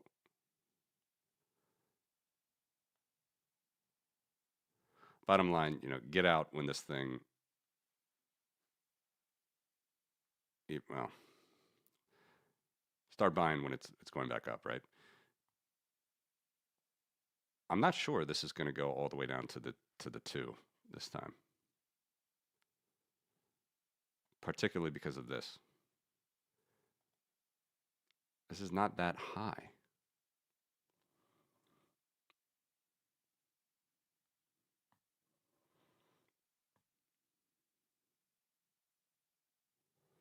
Both of these charts are bolstering the fact that the 4-year cycle is probably over, or we're just in a new world of Bitcoin, new financialized world, more Wall Street stuff, more layer twos, layer threes.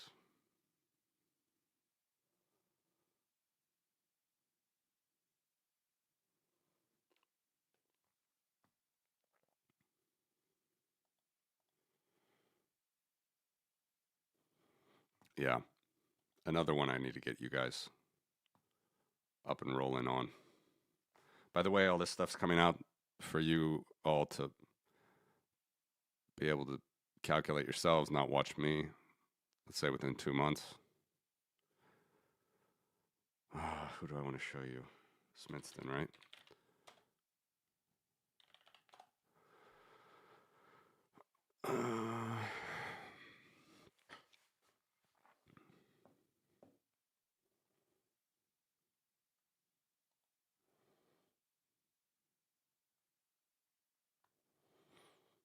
Two very good analysts in the space, Smithson and Plan C. Base case, little lower through Q1 or stagnant, Q2 bounce, PMI makes big jump, initial climb. The point is, even if the PMI jumps, you have to wait. It doesn't come automatically, and I'll show you what chart it is. New all-time highs Q3, Q4.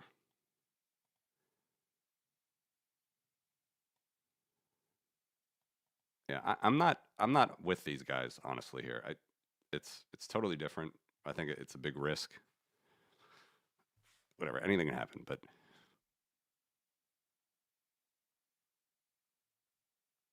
right, because Stephen Perno, Money or Debt, he's got that elongated cycle, which I haven't quite looked at in depth yet. I could show you guys that.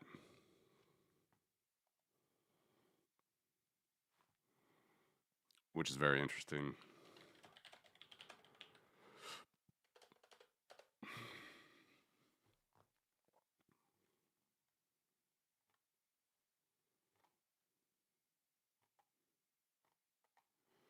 I search Money or Debt on Twitter, and all I get is Epstein files.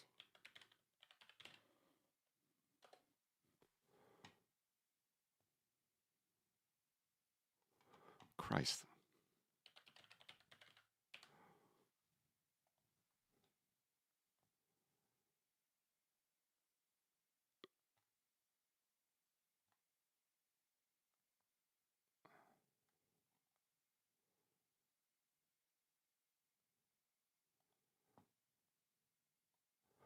That's funny.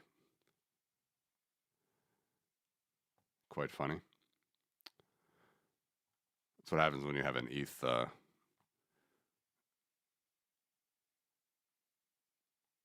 large ETH position.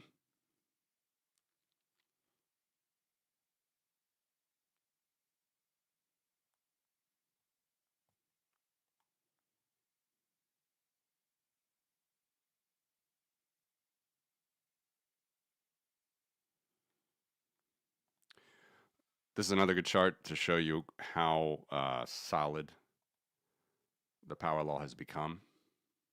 Okay. This is important.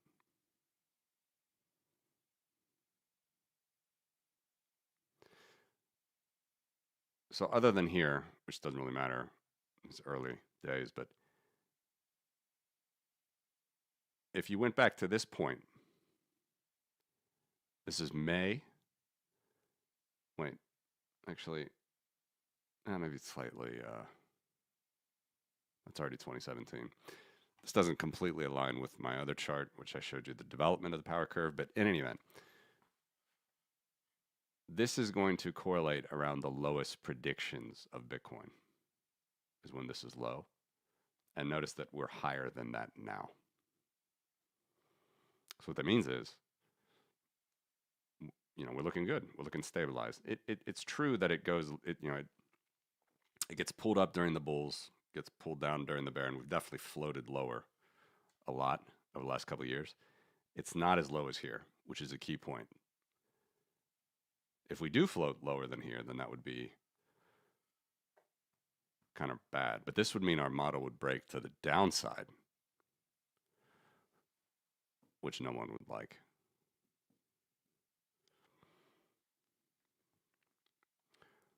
This is a good point, though, about the PMI.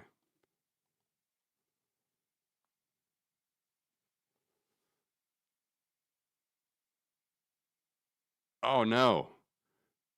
You couldn't get rid of it?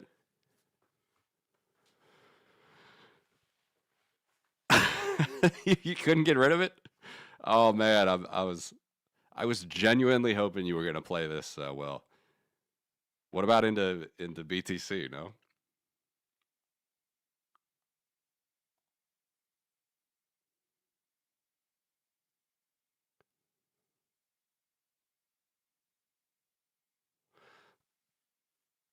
Well, I think there's different signals.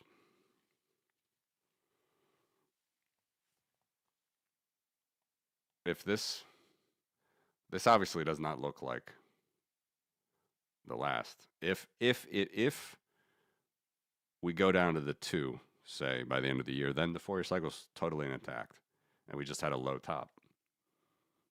That's what I doubt, though. I doubt that it might go to the 2, and especially because of this, where miner revenue is so mild compared to the last cycle. Usually it's multiples higher. And as we know, the returns are decaying. They're not as high every cycle, but this is exactly the same height. I would not expect this, which to me tells me we're actually going higher,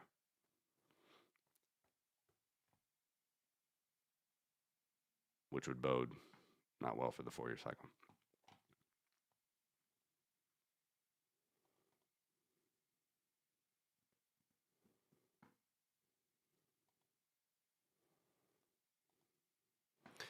Thank you, Michael Mishi, however I say it.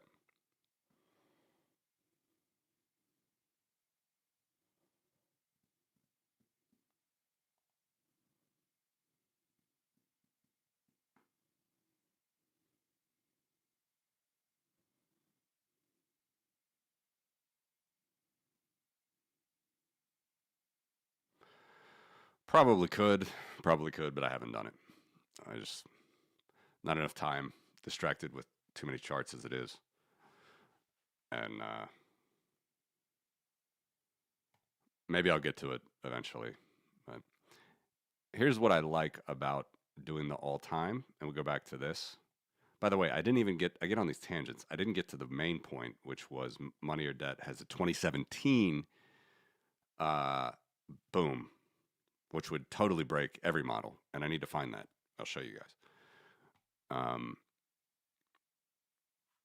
But let me show you again, because this is a very important chart, in my opinion.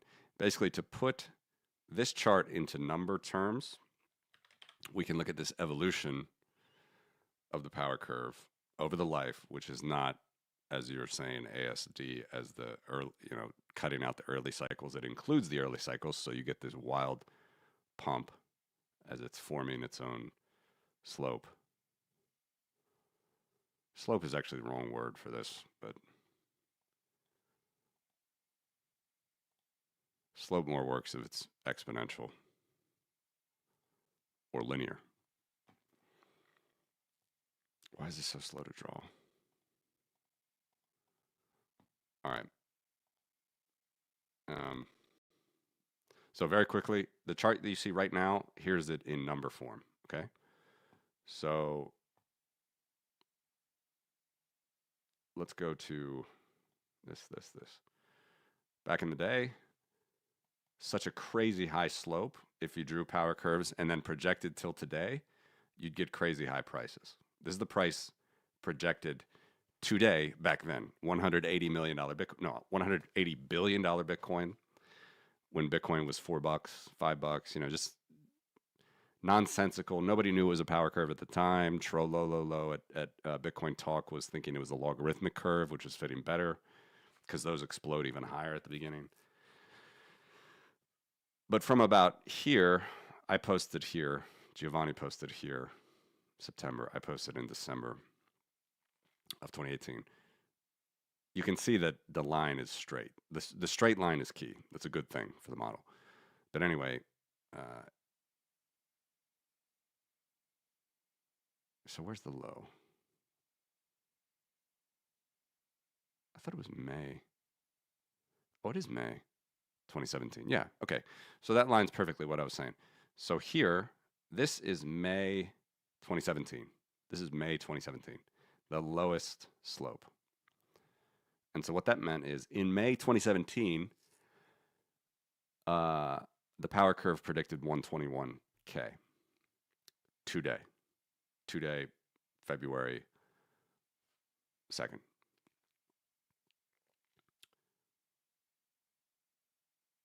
That's the lowest projection ever, which is cool.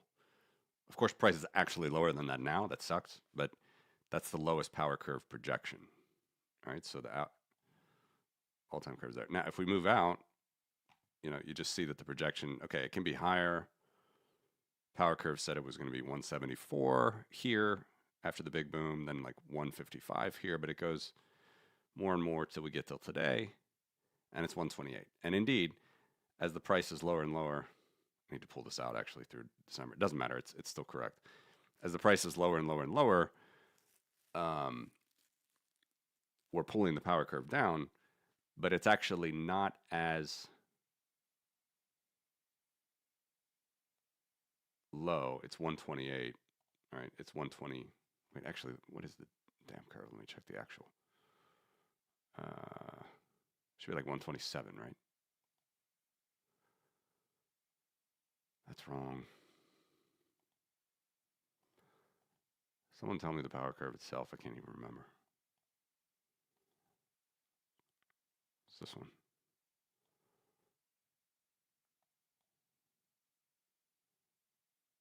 $127. 127.7.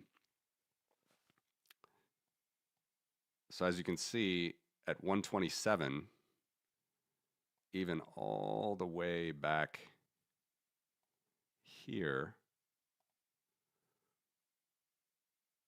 we had $6,000 to spare, meaning we can still pull this thing a while lower and it's not going to be a low. And even if it makes a low, it's not like the end of the world, it's just a low.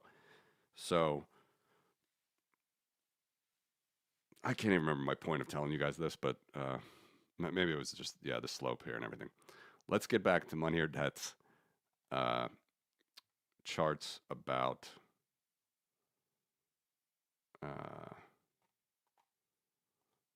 the cycle that he has in mind.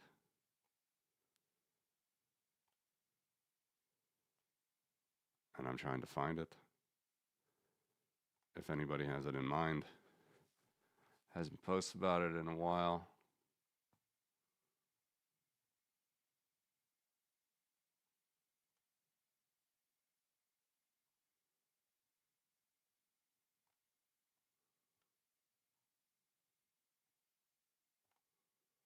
Where the hell is it? Here it is. Here it is. So this is interesting. This could be true, for all we know. Can you guys see that? Yeah, you can. So scale invariance is a power law. Log periodic structure. He's the math guy. I'm not, but fundamental half harmonics and first subharmonic. This is beyond my pay grade. I need to research it in full, but you give a lot of credence to that 2011 pop, which is frankly wild because this was the first. There was a Mt. Gox hack before this and after this date. All right, this is in gold, but it was $35. Bitcoin was $35 at this point. 0.01 ounces of gold. Anyway, we go back here. That has a lot of credence, which is also interesting because, as some people have been saying, oh sure, ASD, thanks. Some people don't like a lot of the pricing data here. They think it's not accurate, but whatever. This goes into the model. This goes into the model. This is 2013, 2017. and this is where I start to wonder myself, but you catch the second trend now. Most people call this the scam top of 2021. And so what the bottom line of all of this is, uh, Willie also, by the way, talked about this as well. There's flows going out, flows into the BTC network, declining according to past cycles. I can't see it right here. You can read his post, but the bottom line of this is 2027 could be lining up with these harmonics. I think it's so interesting to use musical words in math and stuff. I'm not just not fully versed on all this, how this works, but the bottom line of this trend right here, scale invariance, which is a power curve, log periodic structure, is 2027 could be a massive boom. Fun.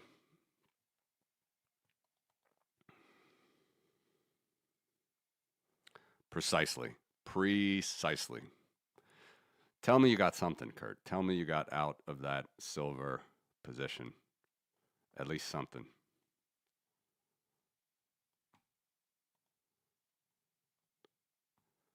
Because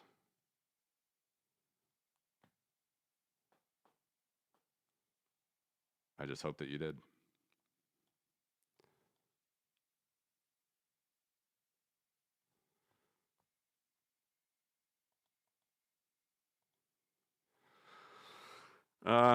Quite similar. Let me see if I have one quickly available for you.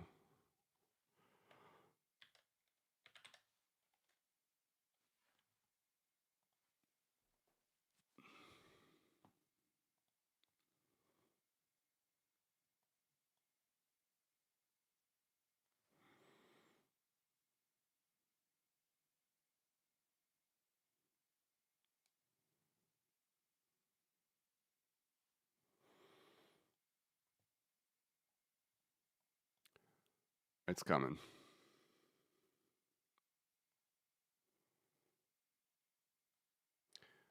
This is a super good point. Super good point. And I spent a lot of time at the start of the stream before I think some of you joined. Like gold and silver markets, they're just totally different. And if you line them up against the dollar, exponential assets, just like everything else, not a power asset, straight line on log scale. You didn't even get a record relative close in January for silver. Needed to be 119, it closed at 85.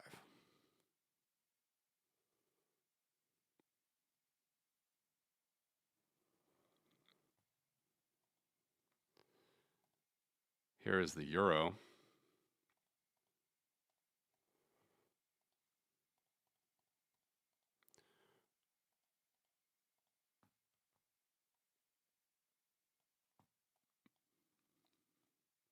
Pretty similar. Pretty weak.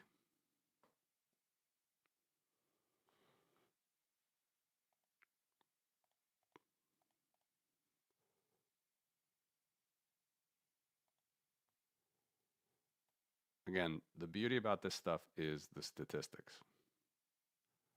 Totally possible we go lower from here, guys, but 70% of the time Bitcoin's been higher relative to the trends. 70% of the time in euros. Whereas if you're hoping on silver, 99% of the time, silver's been lower than this price relative to the trend. I'm not saying it can't beat this next month or the month after. I spent a lot of time at the start of the stream, so apologies if someone's been here through the whole thing, but gold and silver have very specific pricing peaks for as long as the data has existed in a floating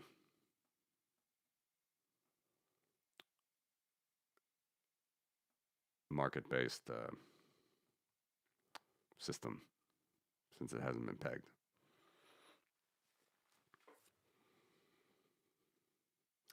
And gold itself actually did not hit the record. This was the record, August 2011,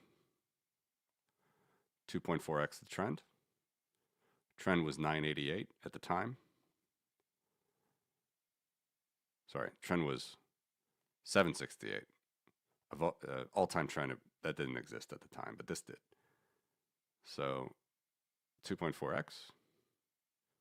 Here, it did not hit it. You see, it had to get 4885, and it closed at 4861 on the month. So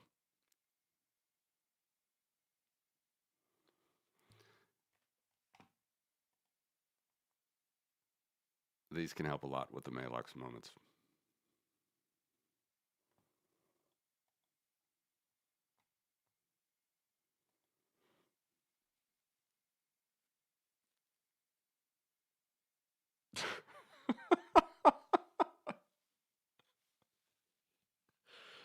Oh my God.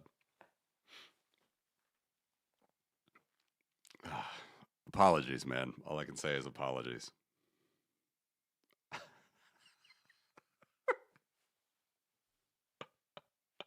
uh,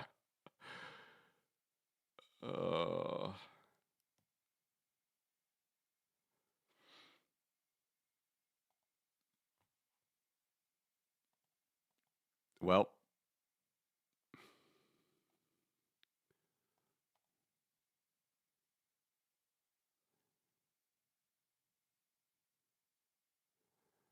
this is a current multiple, still extremely good. Silver to gold ratio, 58, 59.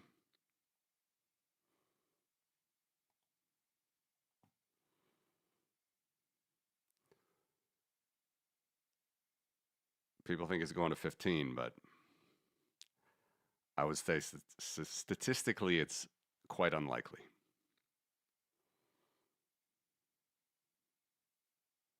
We'll see.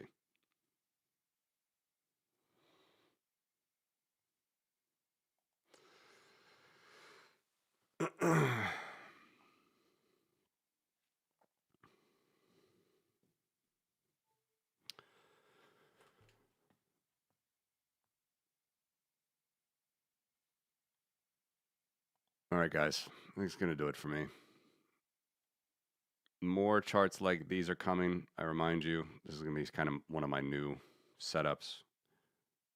You guys will have access.